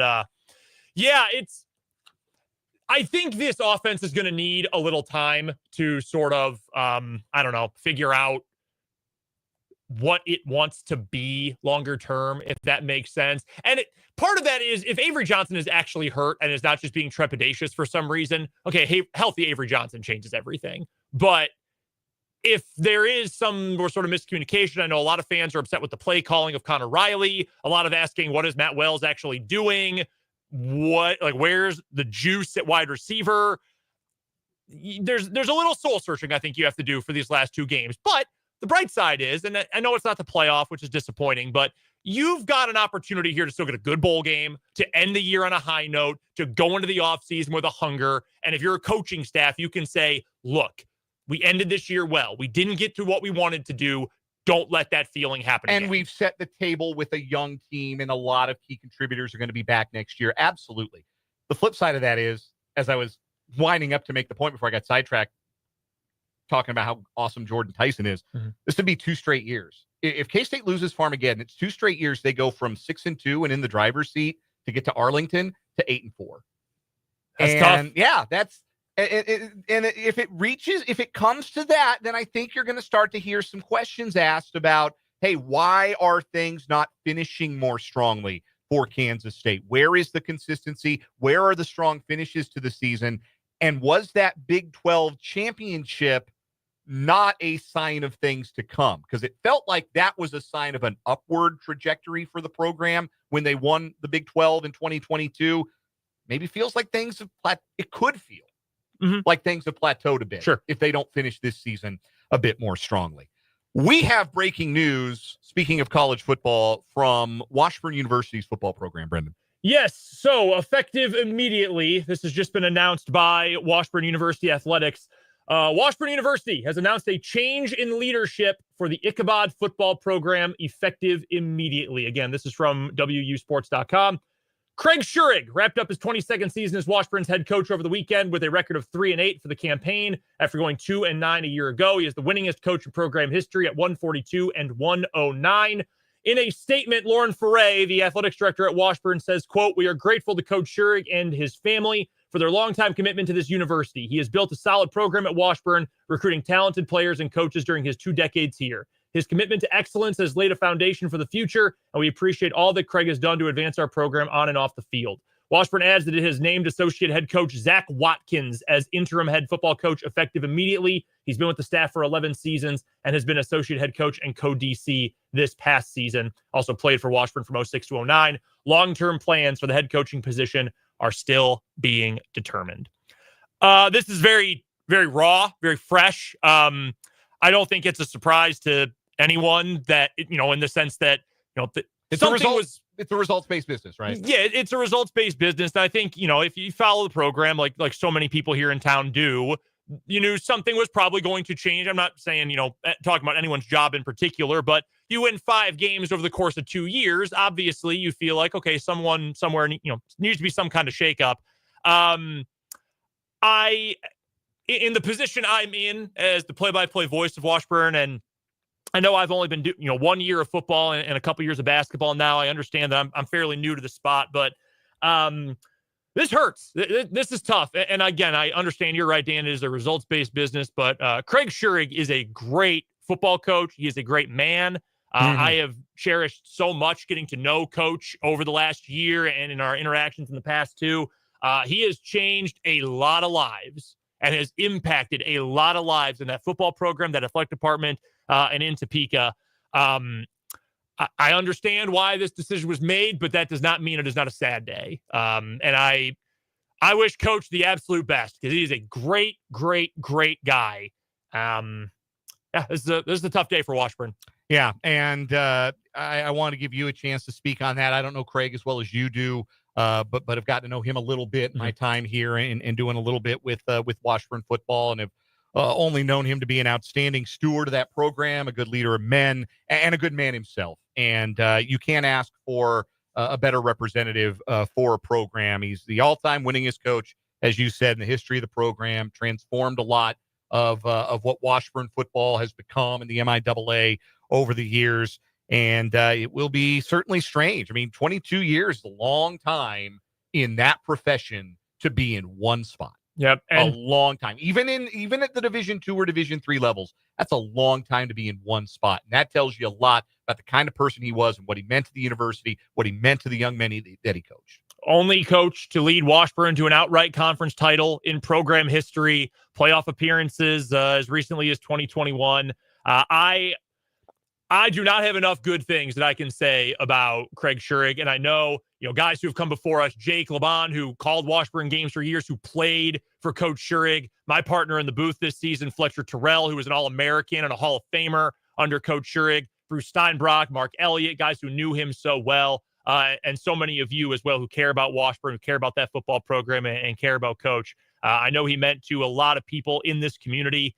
And I cannot say enough good things about the coach and the man that is Craig Schurig. And you understand? And I'm one way or the other excited about what the future of Washburn football looks like. But this is a hard day for this community, and not just Washburn, but for Topeka. This is a great steward of the program, like you said, Dan, but just a great pillar of this community. And I just wish Coach nothing but the absolute best. Craig Schurig out after 22 seasons as Washburn's head football coach, announced today by the university. We'll take a break here, and we'll add a little levity with What Is Wrong With You. That's coming up next here on 580 Sports Talk.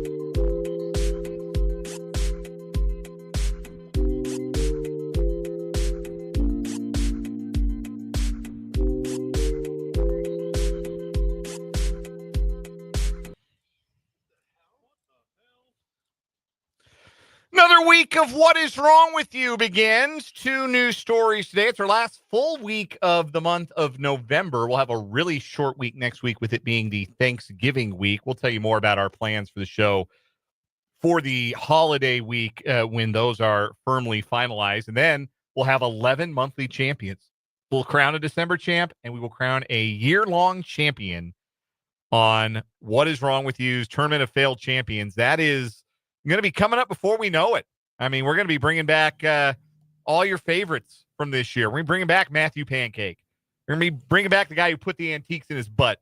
Oh, no. Yeah, not him. We're going to bring back Steroid Dad and the Burger King divorce incident and all of these other great stories. That's all coming up. We're about a month away. Man, the Burger King divorce incident. I love the second album from the red jumpsuit incident. Apparatus. I confused them with the string cheese incident. Yes. Common mistake. 2 new stories today. I'll start. We are going to Allentown, Pennsylvania. You know it's a good story when you get a quote like this from the district attorney of Lehigh County, Gavin Holohan. Quote, crime is illegal even if you're a cop. Oh, no. Former Allentown police officer is charged with stealing drug money on the job. Jason Krasley walked quietly to turn himself in at the Lehigh County Jail earlier this year. A grand jury investigated a May 2019 double drug raid in Allentown, and the investigation revealed that in the course of that raid, Krasley allegedly stole $5,500 in cash while acting as a police officer and concealed the theft of that cash. He was one of the officers who counted the seized money and was later inside the vice van where it was stored.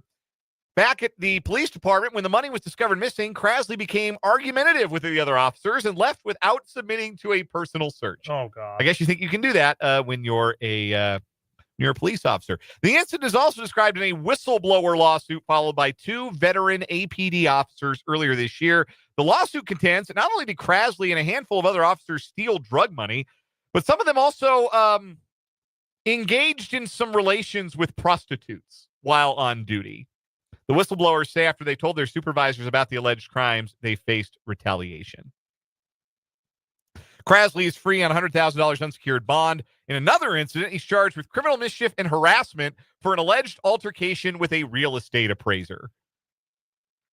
So, real peach of a guy, this Jason Krasley. But yes, crime is illegal even if you're a cop. That is, if you learn nothing else from today's program, let it be that. Yes, the law does indeed apply to everyone. All right, my story today, it's going to take us down to Sarasota, Florida, where a gentleman from Sarasota, he really wanted to go speak to President-elect Donald Trump.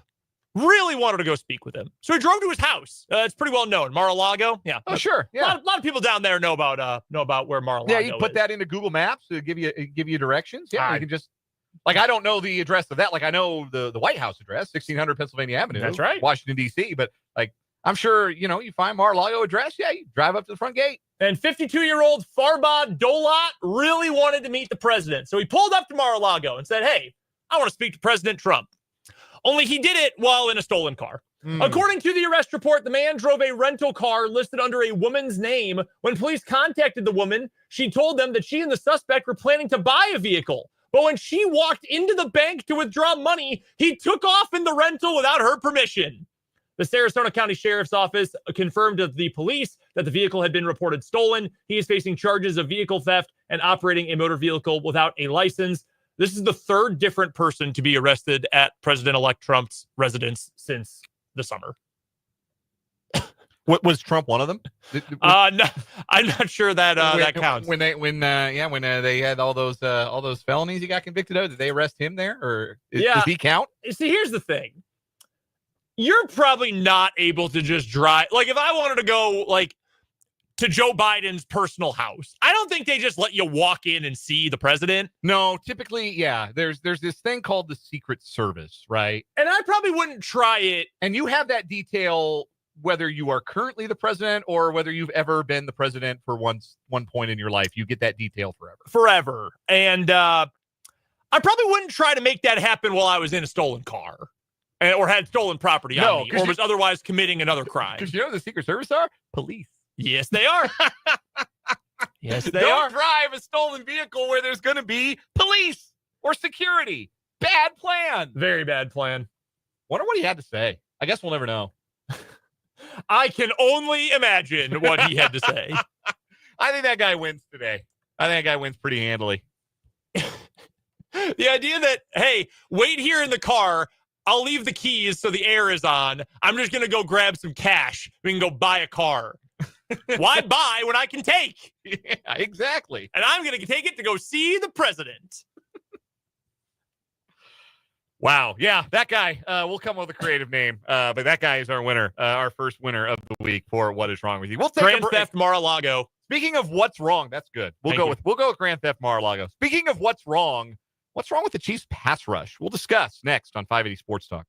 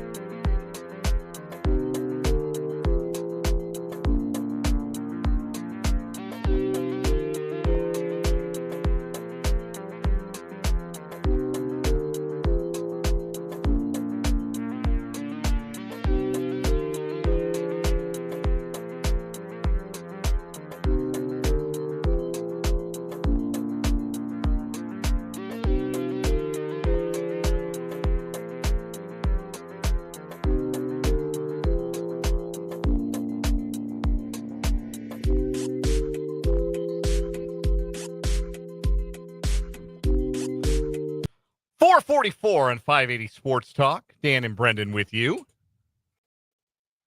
785-272-9429, the text line number. You can also jump into the live chat if you're watching along on YouTube. Welcome to our YouTube viewers. Paul, Mark H., Jayhawker, Jeffrey's in today, Tyler, Vance, everybody who's in today, and everybody who wants to jump in. The water's fine. It's pretty much Cheers.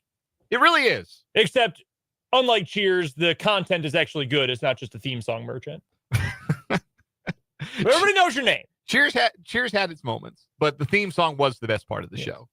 It is a great theme song. You know, I try to think of the words, and then I invariably just think of the words from the Simpsons version, which was about Flaming Moe.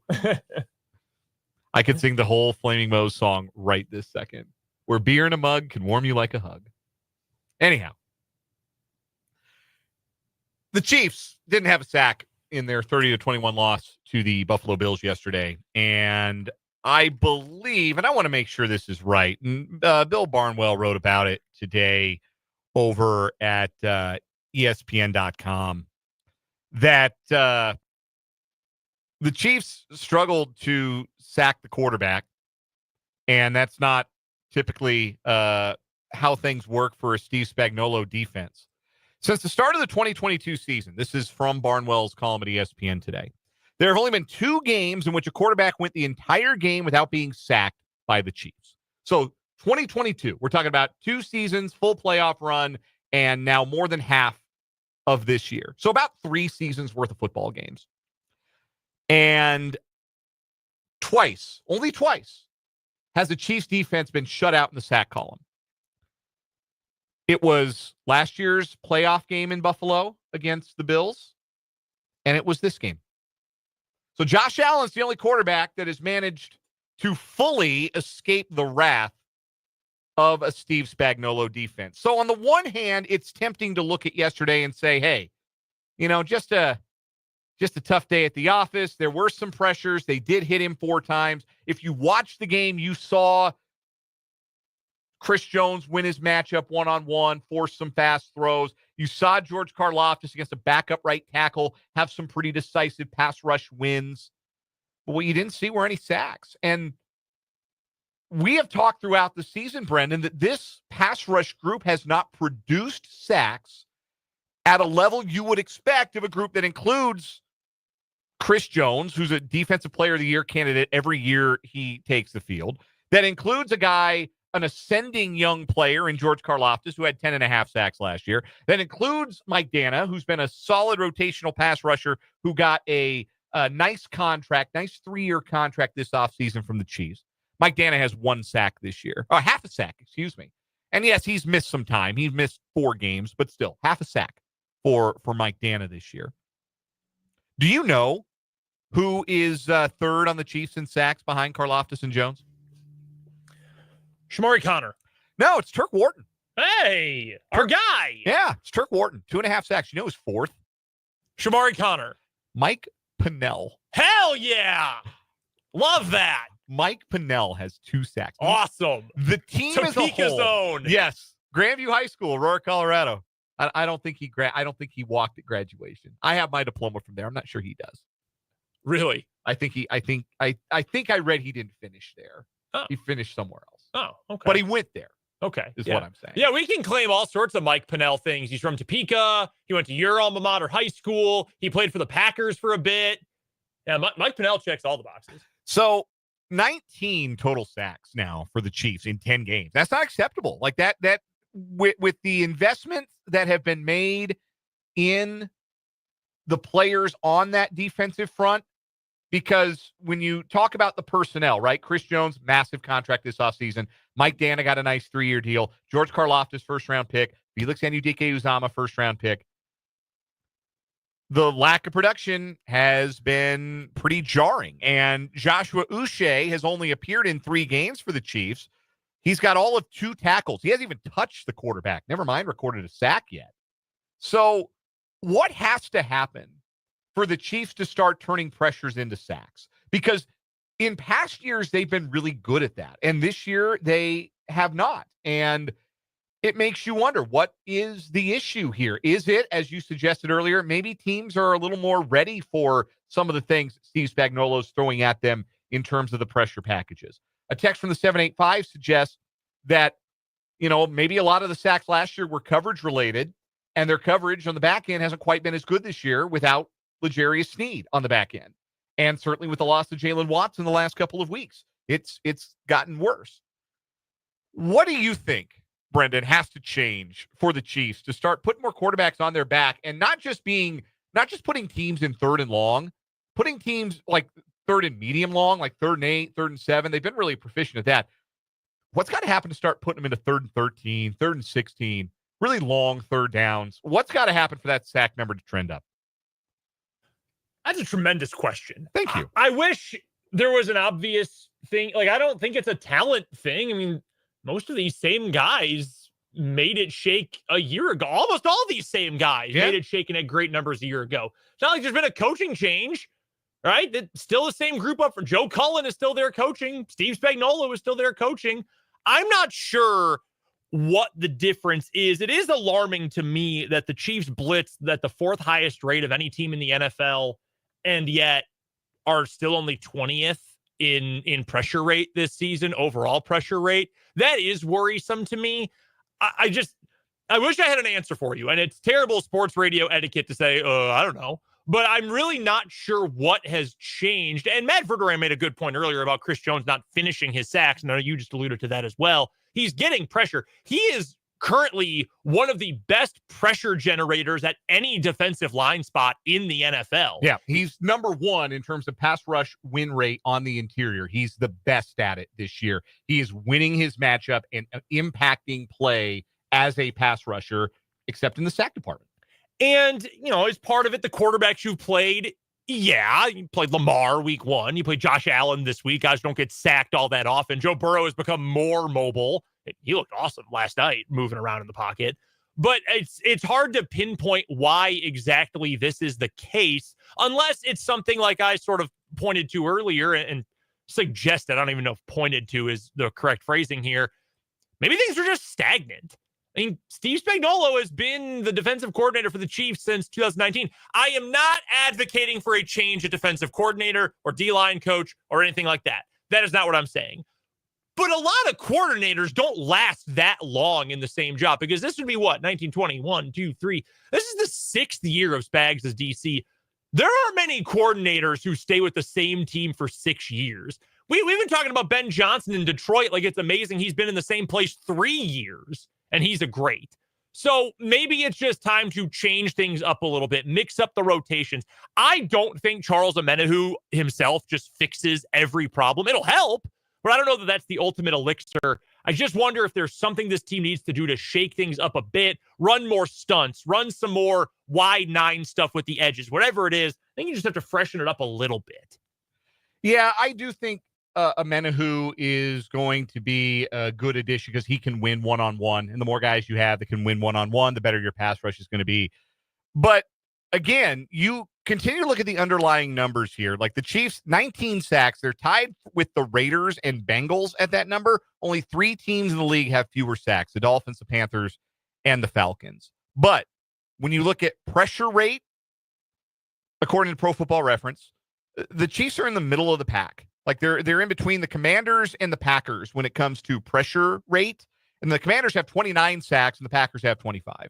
When you talk about knockdowns, how many times the quarterback being knocked down after the throw?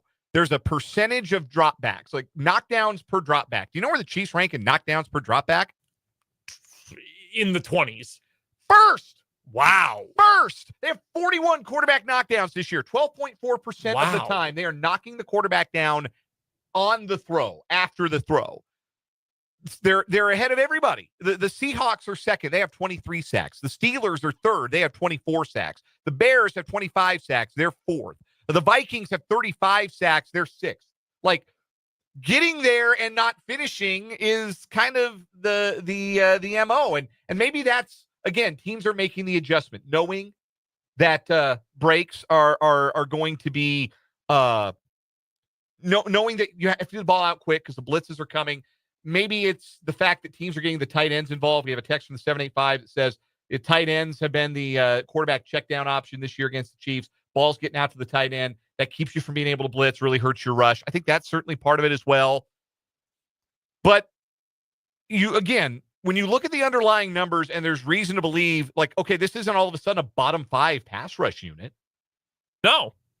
Again, they were great a year ago with the same guys, like you said. And I do think once that pass rush figures it out, I think that's going to make it easier on that CB2 spot as well. Because I know Najee Johnson was getting picked on this week. I understand why teams are doing that. But I think if you're able to force some more bad throws and some more rushed decisions and just quicker throws as well, you're not going to be able to get some of that downfield stuff working that side of the field.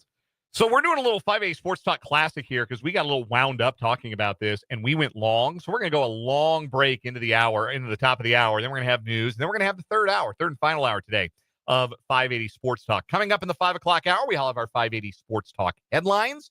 We will have some more Chiefs discussion, some final thoughts on their game against the Bills, some other Week 11 thoughts as well. Maybe a look ahead to Monday Night Football, plus your texts and your YouTube comments. That's all coming up. One more hour of the program today. Stay with us after a long break here on 580 Sports Talk.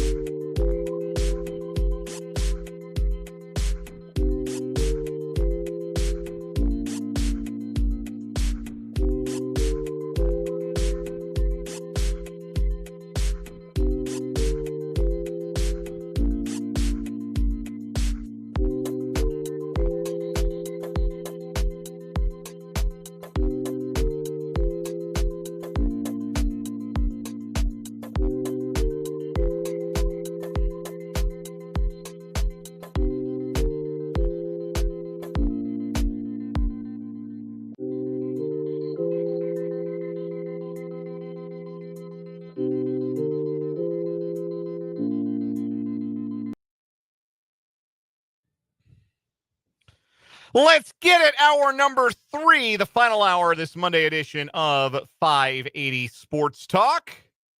Here on 580 WIBW, FM 104.9, online at 580WIBW.com, and on our YouTube live stream. We are streaming on YouTube. Our channel is 580 Sports Talk. Hello to everyone watching live.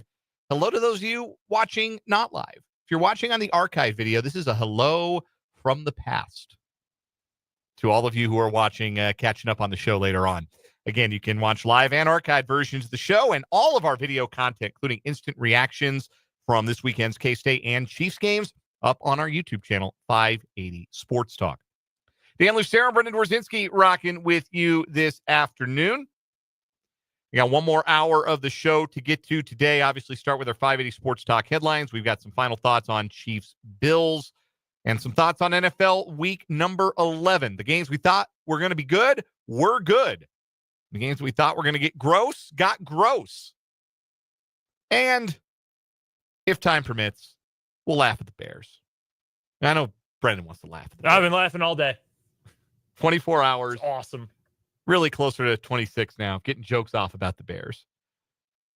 And it's kind of wild. Like, the walk-off block kick, you get to experience that twice in 2 weeks in a game that you're really dialed on. Yeah, it's pretty wild, to be completely honest with you. I have no idea. Like, the odds of that happening are so minuscule. It's not even a trace amount. It's really incredible stuff. So I'm not complaining, though. Yeah. I walked out of the room. I'm not kidding. I took off my Packers sweatshirt. I threw it on the couch, and I walked out of the room.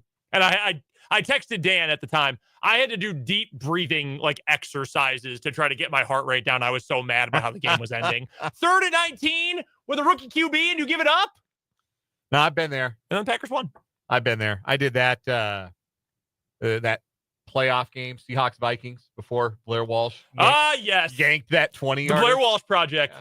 And then the Seahawks signed him for a season. He missed 3 would-be game-winning kicks, and the Seahawks missed the playoffs. Weird how that happened. Remember how he was like a record-setting good rookie, and then his whole career just completely went down the toilet from there? Yeah, I do remember. Believe me. By the way, this doesn't deserve a whole long time when we recap the NFL weekend. Do you remember the first few weeks of the season when we had to debate if we should change the ball that kickers used for field goals because they were too good? Yeah. Do you remember when kickers were suddenly the biggest cheat code in the NFL? Yeah. Kickers suck. They are bad. All over the league. Bad, bad, bad. Justin Tucker, permanently broken. It's over. Man. It is over. I remember watching Wade Davis as a Colorado Rocky in 2019, and I'm getting those vibes from 2024 Justin Tucker. And it's kind of a problem for a team that thinks they can win a Super Bowl, that their kicker isn't reliable anymore. Also, Evan McPherson, didn't he used to be one of the best kickers in the league? And he yanks 2 game winners, likely game winners for the Bengals last night. What in the world was that? That was terrible. Evan McPherson is also part of my favorite kicking game ever. He and Mason Crosby, I want to say in 21 maybe, just kept missing field goals back and forth. I think they missed a combined 4, if not 5 in the same game. Green Bay, again, finally won when they got a chip shot to go through. Yeah, Evan McPherson, good. I don't know what the hell happened to him. Yeah, that was... yeah, kicking's broken. Yeah. Unless we're getting a Rob Manfred moment and they're messing with the balls. Maybe they did. Have they juiced the K-balls? They coated them in Crisco on the... that would be funny. On the sideline. Also probably wildly dangerous. So that's what we've got coming up in this final hour of the show. Again, you can interact with the program today. Love to hear from you on the text line, 785-272-9429. You can also drop us a line. If you are watching live on YouTube, send us a shout in the YouTube live chat. We love hearing from you throughout the show.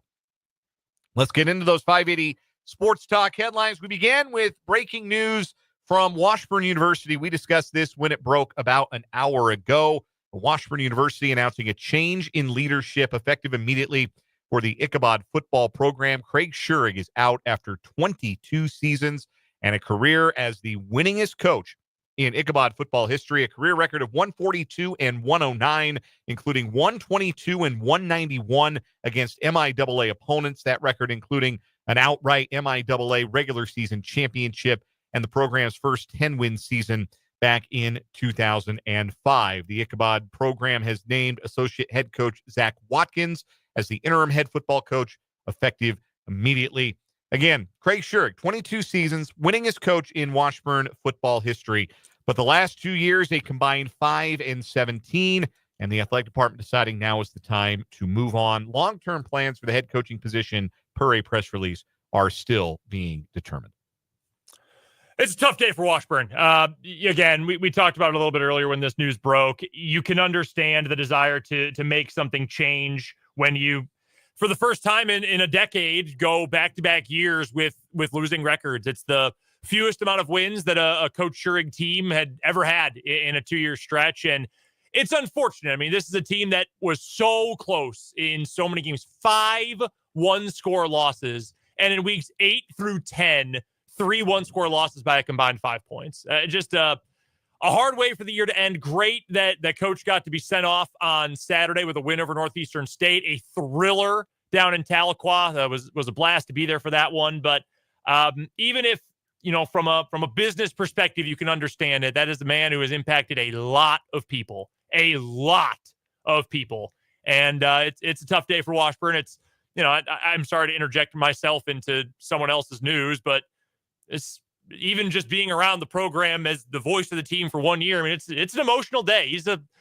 I can't say it enough. He's a great, great man. I really felt blessed to get to know him and to get to work alongside him all year. And I just wish him nothing but the best. I'm excited about what's next for Washburn, but it will be very, very strange and very difficult at first not to see Coach Schurig on the sidelines. What's your first headline today, Brendan? First one for me. We've got a busy, busy day today, Dan. Let's go to college football. Let's get to some coaches who, some lucky, some not so lucky from the Division I level today. Dave Aranda, against all odds, not only has gotten Baylor to a bowl game this year. They have 6 wins. They are 6-4. They are bowl eligible. He has gotten the vote of confidence. He is back for next year. He is going to stay with the Baylor Bears.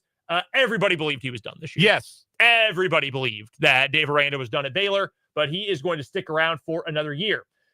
At the G5 level, some coaches not so lucky today. Don Brown, in his second stint at UMass, well, it didn't go very well at all. He has been fired. He had just 6 wins in, was it 3 seasons?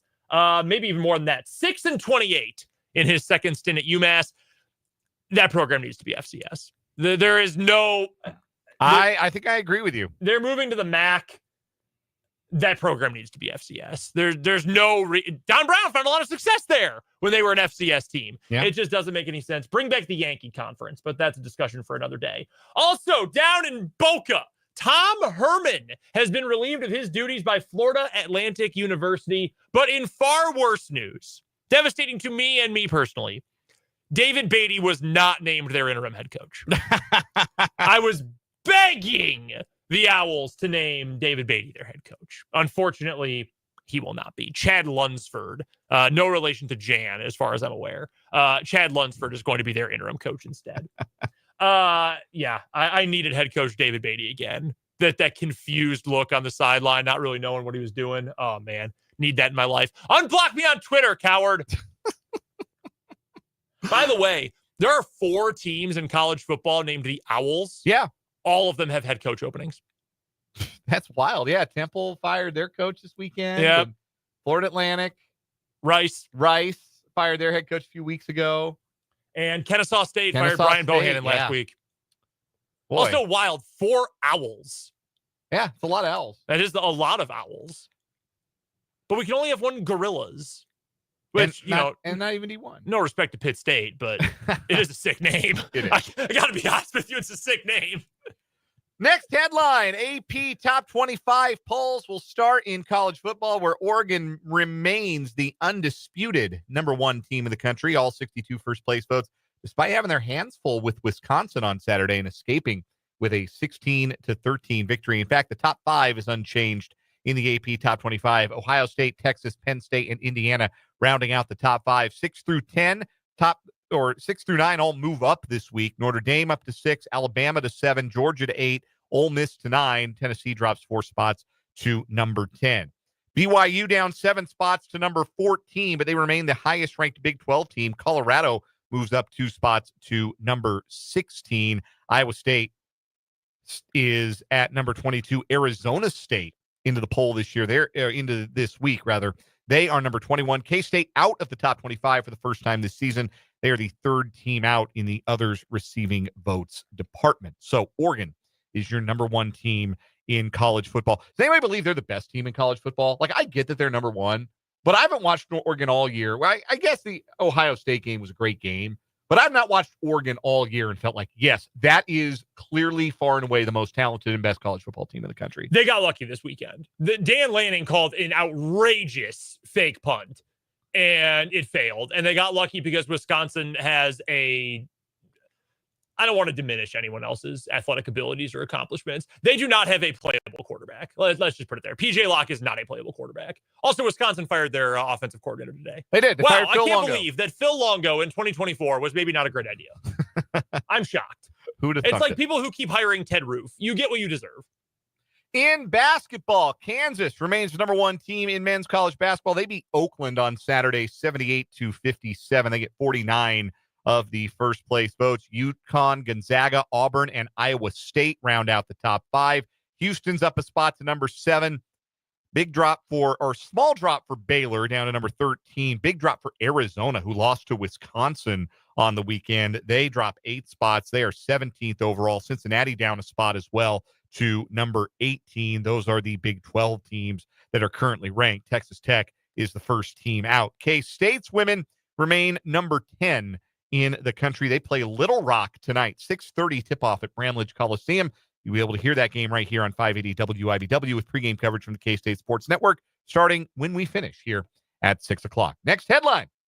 All right, next one for me. Where do we want to go with this one, Dan? Let's go with a really funny one here. Let's go to the NFL, where the Daniel Jones era or error is over. He has been benched, and Tommy DeVito, old Tommy Cutlets, is going to be the head coach, the starting quarterback of, well, they might be looking for one of those too. He'll be the starting quarterback of the Giants going forward for the rest of the year. Jones is being demoted to third string emergency backup quarterback. Meanwhile, Drew Lock will remain the backup. He has been the backup all year long and didn't even get promoted to starter. They're just going right to Tommy DeVito. You know what that tells me? Tank. Yep. Tank. That is exactly what is happening. There's no way that Joe Schoen, the GM of that team, asked for that, right? Because he knows he's going to get fired. Yeah, I hate it for my fellow DePauw University alumnus, Joe Schoen. But, it's time's running short on him, and it might be running short on Brian Daboll, too. Yeah, last 2 years ago, the Giants signed Daniel Jones to a 4-year, $160 million deal. That is unbelievable. Brian Daboll said when he spoke to the media today that he informed Jones of the decision, and it was not an easy conversation, especially telling Jones his season and Giants' career are effectively over. Harsh from Jordan Renan of ESPN. Quote, I got a lot of respect for Daniel. I've said that before. Those conversations will remain private. Certainly you're not going to be happy about being benched as a competitor, and I respect that. Sure. But yeah, that's going to do it for Daniel Jones in New York. I think that's going to do it for Daniel Jones as a starting quarterback in the NFL, period. It is really hard to believe that Daniel Jones got 6 years as a starter in the NFL. Daniel Jones at one point, I believe, if I'm not mistaken, walked on at Duke, was never special at Duke, somehow got to be the 6th overall pick, and then got 6 years in the NFL as a starter, despite never being better than the 23rd best quarterback in the league. It's wild, right? And you can give him credit for that. In that first year under Daboll, they won that playoff game when the Vikings and Ed Donatel didn't realize that he could run the football. Yeah, that's about as good as they ever got for Daniel Jones. It's hard to believe. I mean, that is truly one of the greatest mysteries in the modern NFL, personnel-wise. Yeah, we have said, you and I both, that he feels like a future backup. And a backup who can be in the league for a long time because he's got a backup skill set. Now that part of his journey has begun. Yeah. Godspeed, Daniel Jones. Godspeed, New York Giants. Hear me out. New York Giants head coach, Deion Sanders. Ooh, did he work for the Maras? Good question. I'm thinking Raiders. Somebody's going to do it. I'm thinking the Raiders draft Shador. And then they hire Deion. Somebody's going to do it. Antonio Pierce is in so far over his head. A couple other pieces of information from the NFL, not super pertaining to games, which we'll touch on coming up here in just a little bit. Speaking of quarterbacks, things are not going great in Cincinnati. I'm sorry. 1 second. Mark H in the YouTube comments said Danny Dimes more like Danny Slimes. Got him. Man, fried his ass. Absolutely. It's over. Oh, man. No, you can't come back from that one, Daniel. Owned. No, Anyway. you're Daniel forever. You can't be Danny ever again after that one. Yeah. Man, Mark, just toasting this man.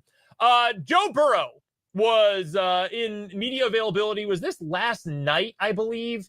Yes. So this was last night after the Bengals lost to the Chargers. A local reporter asked Joe Burrow, quote, "Is this the most frustrating season you've ever had?"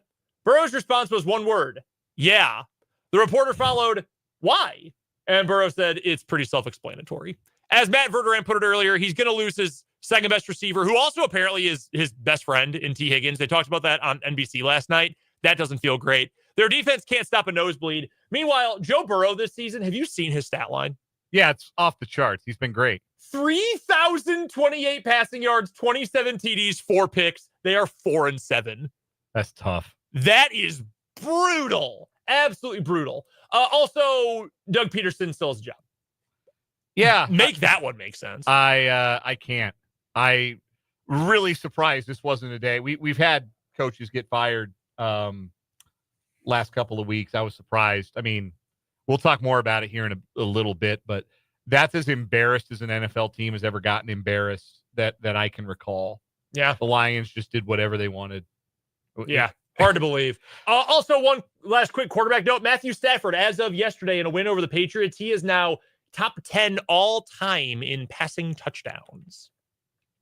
So how about that? Congratulations to the Super Bowl champion, Matt Stafford. A texter points this out from the 785 on our text line. Again, it's 785-272-9429. That Giants-Cowboys coming up is going to be Cooper Rush versus Tommy DeVito. That is your 3:30 Central Time kick on Thanksgiving Day. I love Thanksgiving football. You know what I'm going to be giving thanks for? Any excuse not to watch that. I love Thanksgiving football. I would rather talk politics with my most tiresome uncle. I don't have any tiresome uncles. I'm just, if I had Shout one, out to the uncles. Shout out to the uncles and cousins and everybody that we're going to see. My wife and I are going to Colorado for the holiday. So no, I do not actually have a tiresome uncle. I would rather talk politics with the most tiresome uncle in the world than watch one snap of Giants Cowboys on Thanksgiving Day. That's going to make me puke turkey. I can't believe this is the case, given where the year started and expectations when the schedule was released. The best game of the day on the Thanksgiving slate is easily Packers-Dolphins. Yeah. Like, Tua at least is playing well. They won yesterday. Bears-Lions, oh God. That's not good. That's very scary. And then Cowboys and Giants, that's disgusting. My wife's going to be thrilled. I'm going to be so engaged in whatever else we're doing in that midday window. Yeah. She's going to love that. Man, I'll offer to do the dishes. Oh, yeah. Oh, I hope my mom's not listening because we're hosting at the. This is not legally binding. No, this is not legally binding. I will, man. I'll offer. Hey, you need any help with the stuffing? Can I do something in the kitchen that takes me away, far, far away from having to watch Cooper Rush and Tommy DeVito? Man, that is truly gross. Final headline for me today. You know I'm a baseball guy. I love to get a baseball headline in. The Baseball Hall of Fame ballot for 2025 was made official today. There are 14. Let me do the 4, 8, 10. Yes, 14 newcomers to the Baseball Hall of Fame ballot this year, including a former Royals world champion, Ben Zobrist, one of 14 first-timers on the Baseball Hall of Fame ballot this year. Here's the thing. Ben Zobrist is not going to make it, okay? I'm just going to say right now. Ben Zobrist is not going to make it to the Hall of Fame. But if I got to build the entire Hall of Fame, you know who would be in the entryway with a whole statue and not just a bust? Ben Zobrist. Everyone who has ever rooted for a team that featured Ben Zobrist adores him. This is a fact. Like, so I started at 580 in September of 2016. Yep.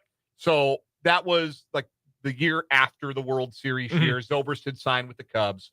And for that year, for the end of that year and the year after 2017, when the Royals still had their World Series core intact and they finished around 500 both of those years, whenever Jake and I would go on location to do the show, invariably we'd have listeners come out and say hello. And invariably, if the conversation turned to the Royals, they would mention, man, I really wish we could have kept Ben Zobrist.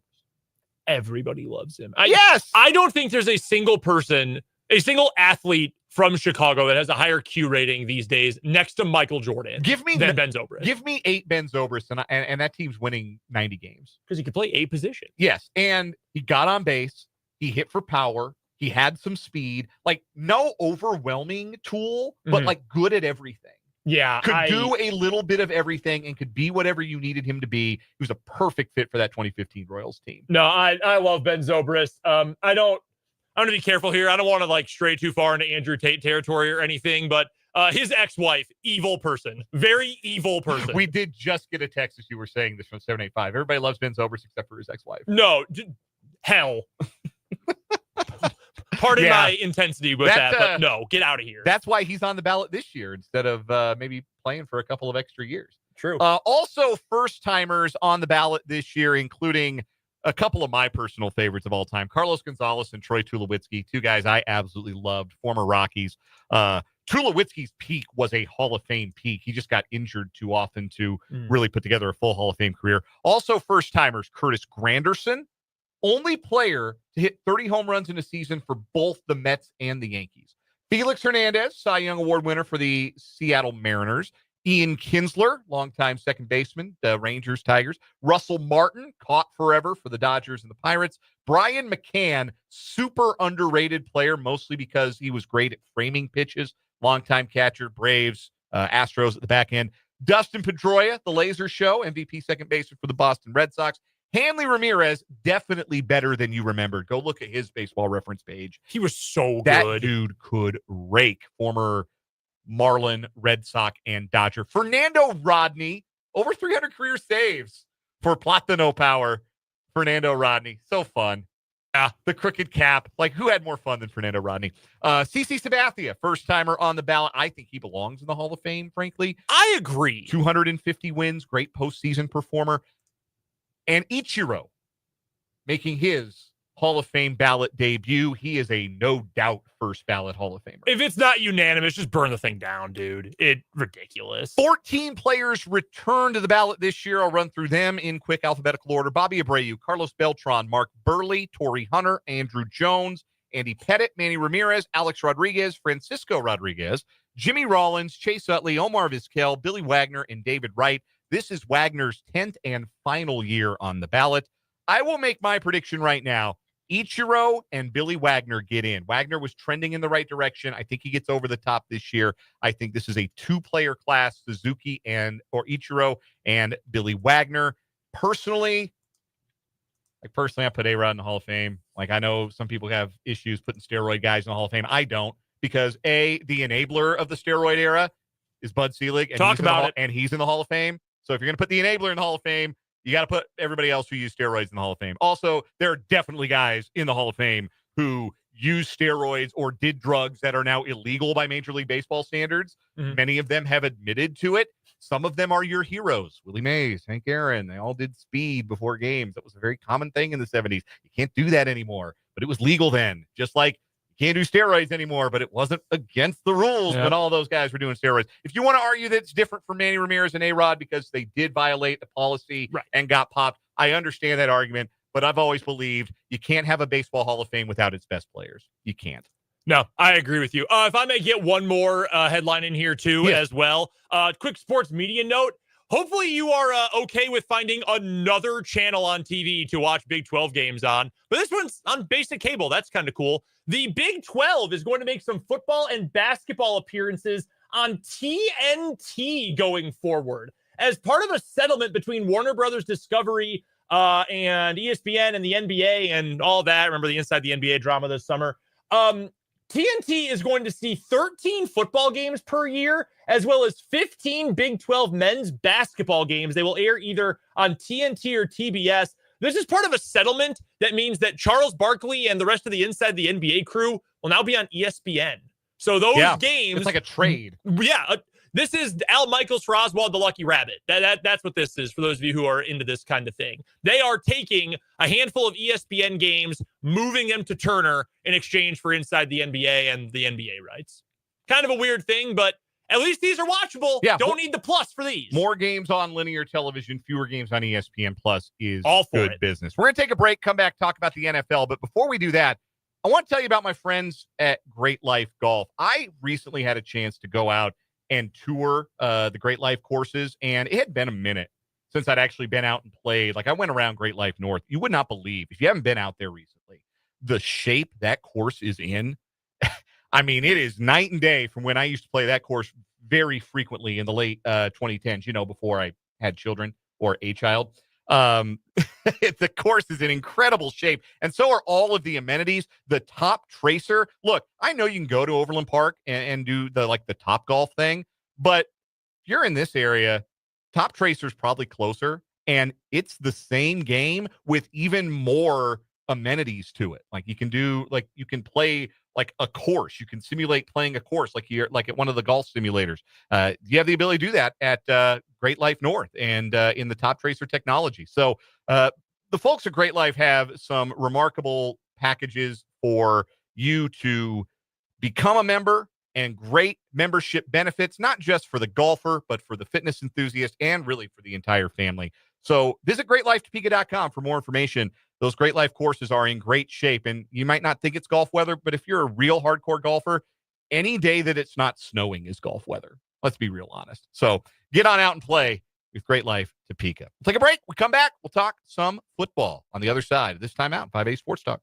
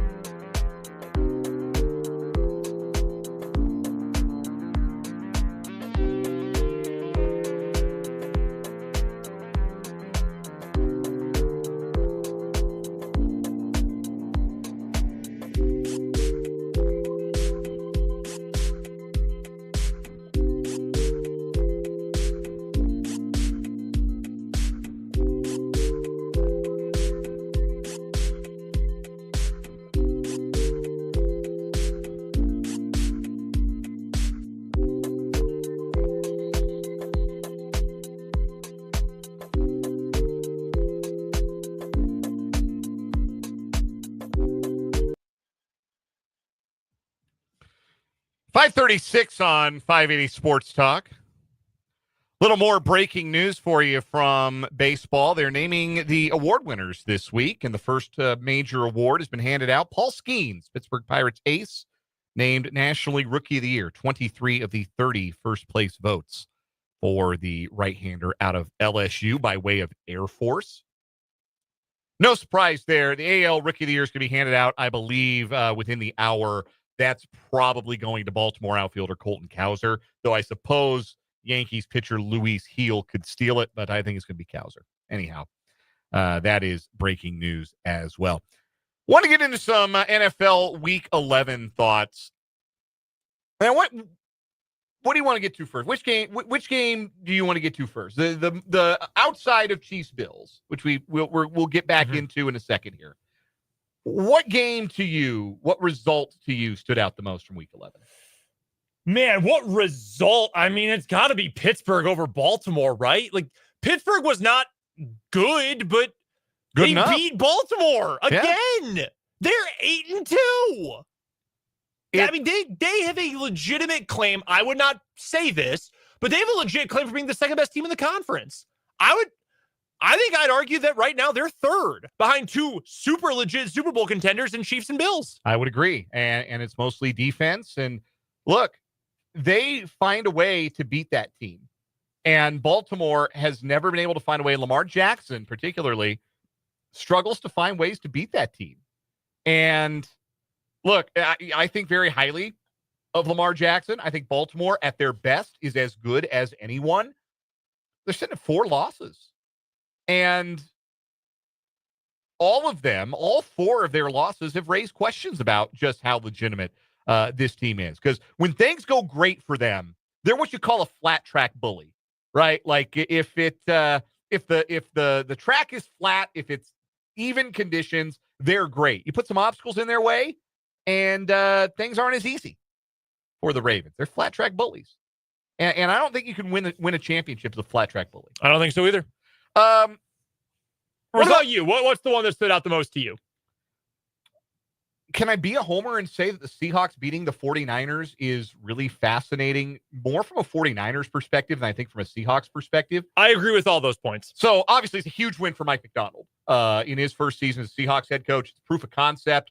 They had not held a San Francisco team under 20 points since Nick Mullins was the starting quarterback in San Francisco. They hadn't beaten the Niners at all since 2021. So that's a big win for the first-year head coach there in Seattle. Geno Smith made the plays down the stretch.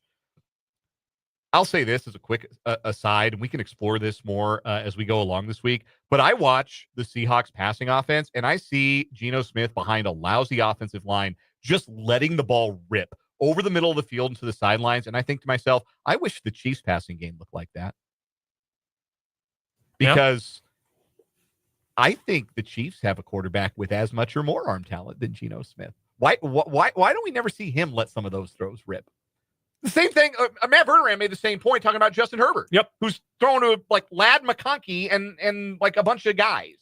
Like Quentin Johnston, who last year was about to be Mr. Put the Fries in the Bag. 7 tight ends. And just, none of them are all that good. And just ripping throws. And the Chiefs, you don't see highlights of Mahomes making the kind of throws. Like, go watch the highlights of Seahawks 49ers and see some of the throws that Geno made and tell me the last time you saw Mahomes throw to receivers in those spots. And that's not me saying Geno's a better quarterback than Patrick Mahomes. I don't believe that's true at all. I just think there are teams that have been willing to be a little bit more adventurous in their passing game than the Chiefs have. I like Ryan Grubb. I know it's, going from college to the NFL, there are things that change. I understand that, but I really, really like Ryan Grubb. I think he's a really good offensive coordinator. At the risk of it becoming too Seahawks centric, because they're 5-5, they still got to play the Cardinals twice. I don't know that makes the Seahawks a playoff team. Sure, but now the 49ers are 5-5. And how sure are we? It sets up a big game on America's Game of the Week next week. 49ers against a team that they have beaten the crap out of, Green Bay. Yeah, and Green Bay did not play its best game this weekend, beat the Bears, blocked a field goal. And all the players after the game, Kalen Kaler of, where is Kalen Kaler? The Athletic. That's where Kalen Kaler is writing these days. Yeah. Interviewed a bunch of players who are on the field goal block team. including Carl Brooks, who blocked the Bears field goal. And they all said, yeah, Rich Bisaccia, our special teams coordinator, told us while watching film, all of his field goals go low, go block it. And they did. Matt Eberflus is one of the worst coaches I've ever seen. It's really, really remarkable that he is still also employed today. Packers defense was terrible, really bad. Caleb Williams was really good for the Bears. Jordan Love threw one really bad pass that was picked off. Other than that, Jordan Love was awesome. As I mentioned, Caleb Williams was awesome. Overall, and I know not every game was great, I would argue, Dan, I think this might have been the best quarterback week of the entire season. In that game, Love and Williams, both absolutely awesome. Joe Burrow and Justin Herbert, that was a heavyweight fight last night. That was awesome. Should we get Jared Goff, 400-plus yards, 4 TDs again? He just never throws incompletions. They scored on every offensive possession. I know they scored a touchdown on their first 7 possessions. Yeah, it was at least 7 straight. They had 38 first downs in an NFL game. That's like Oregon versus Portland State football circa 2011. Yeah, it looked like Alabama playing Mercer. Like when an SEC team gets like their week 11 game against they get their squash match against a FCS school. Unbelievable that an NFL team had that happen to them. Yes, no, that was just as bad as Alabama Mercer. Yeah. One more game we have to get to. Yes. You know which one I'm talking about. Yes. Another great quarterback performance. Absolutely dominant quarterback performance. The Broncos beat the tar out of the Falcons yesterday, and Bo Nix was slinging it. Yeah, man. He looked awesome. And I am willing to say right now, he is so much better than I expected he would probably ever be. Absolutely he is. And Sean Payton's made it work. And right now, maybe he won't be good forever, but right now that dude is good. Here's the thing that sticks with me about the Broncos. They're 4-0 against the NFC South, and none of them have been close. And they are 2-5 against everybody else with a minus 36-point differential. That is really funny. Are they just NFC South merchants? Sean Payton going back to his roots. Sean Payton taking it personally against teams he used to play against. Probably. Really loading for Atlanta, bear. definitely. Yeah. Definitely Atlanta. Loading for bear against those teams. Yeah, look, like you give credit where it's due, and it's certainly due to the Broncos. They right now it feels like the AFC playoff field's kind of set. Like I don't know that outside of Baltimore, the Chargers, and the Broncos, I don't know who's a real threat to go get a wild card unless the Colts have really found something with Anthony Richardson. I kind of think that's just because they play the sorry-ass Jets. You don't have to give me an answer right now because we're up against a break. We might save this for later in the week. Is the AFC West the best division in football? And if not best, is it second best behind the NFC North? Ooh.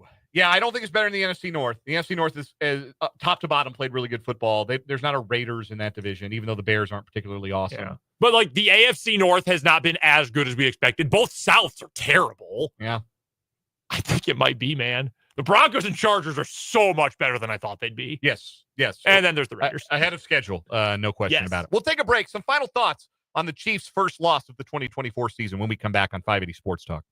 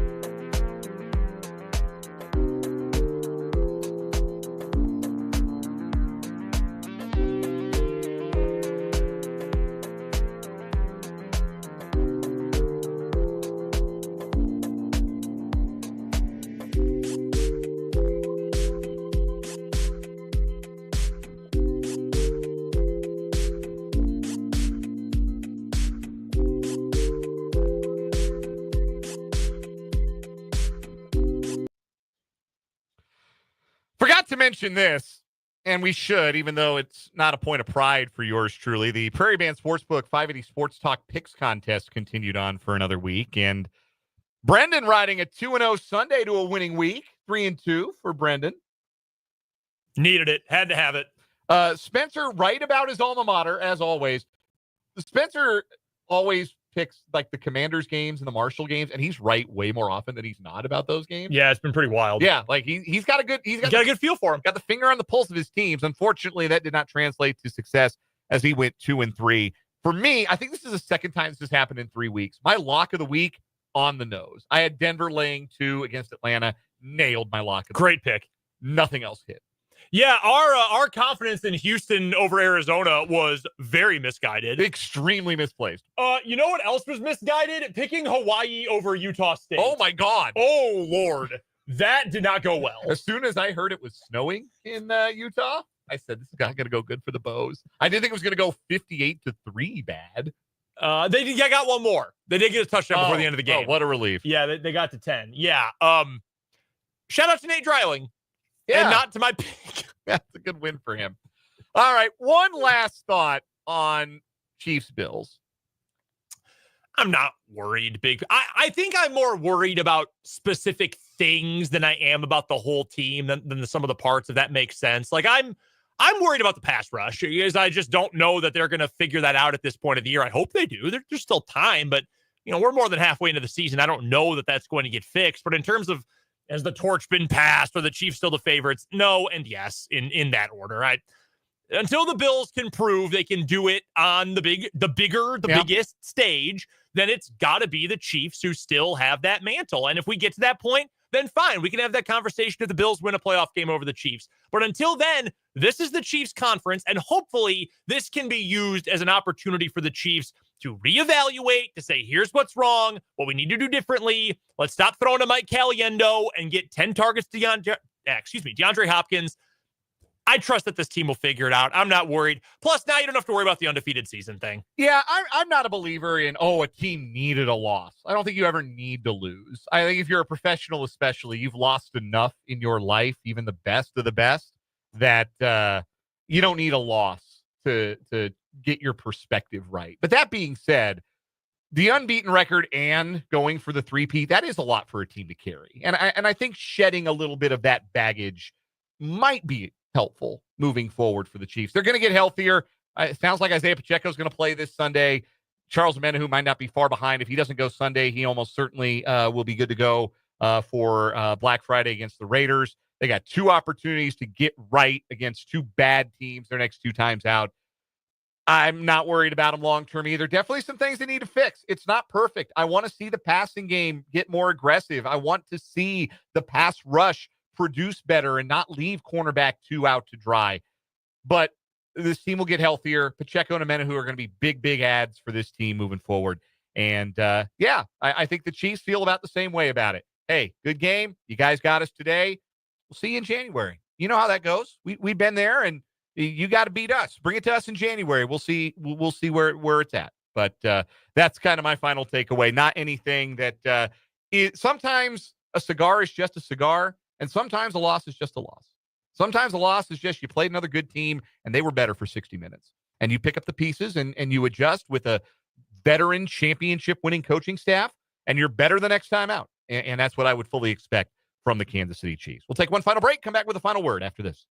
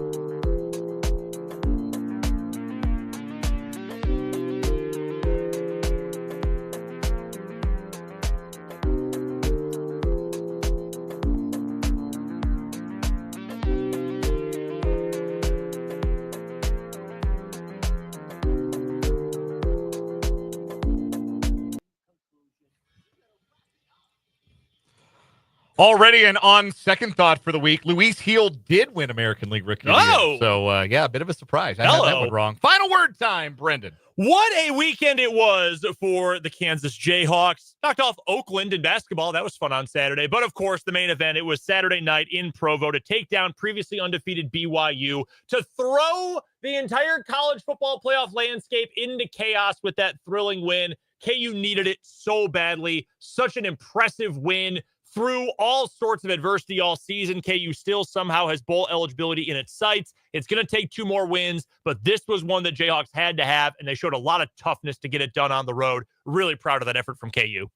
Final word for me. Man, that was a rough one for Kansas State, and it's going to be a really disappointing feeling year if they can't finish out by winning out. They should be able to beat Cincinnati at home on Saturday, but we were saying they should have been able to beat Arizona State. They've got to get right. Sounds like they got to get healthy. And they got to get fired up to play for something that isn't a conference championship berth, because those hopes went by the wayside. K-State basketball, women's basketball, coming up next. They take on Little Rock in about half an hour. We're back with you tomorrow from 3 to 6. For Brendan, I'm Dan. Have a great night. This is 580 Sports Talk.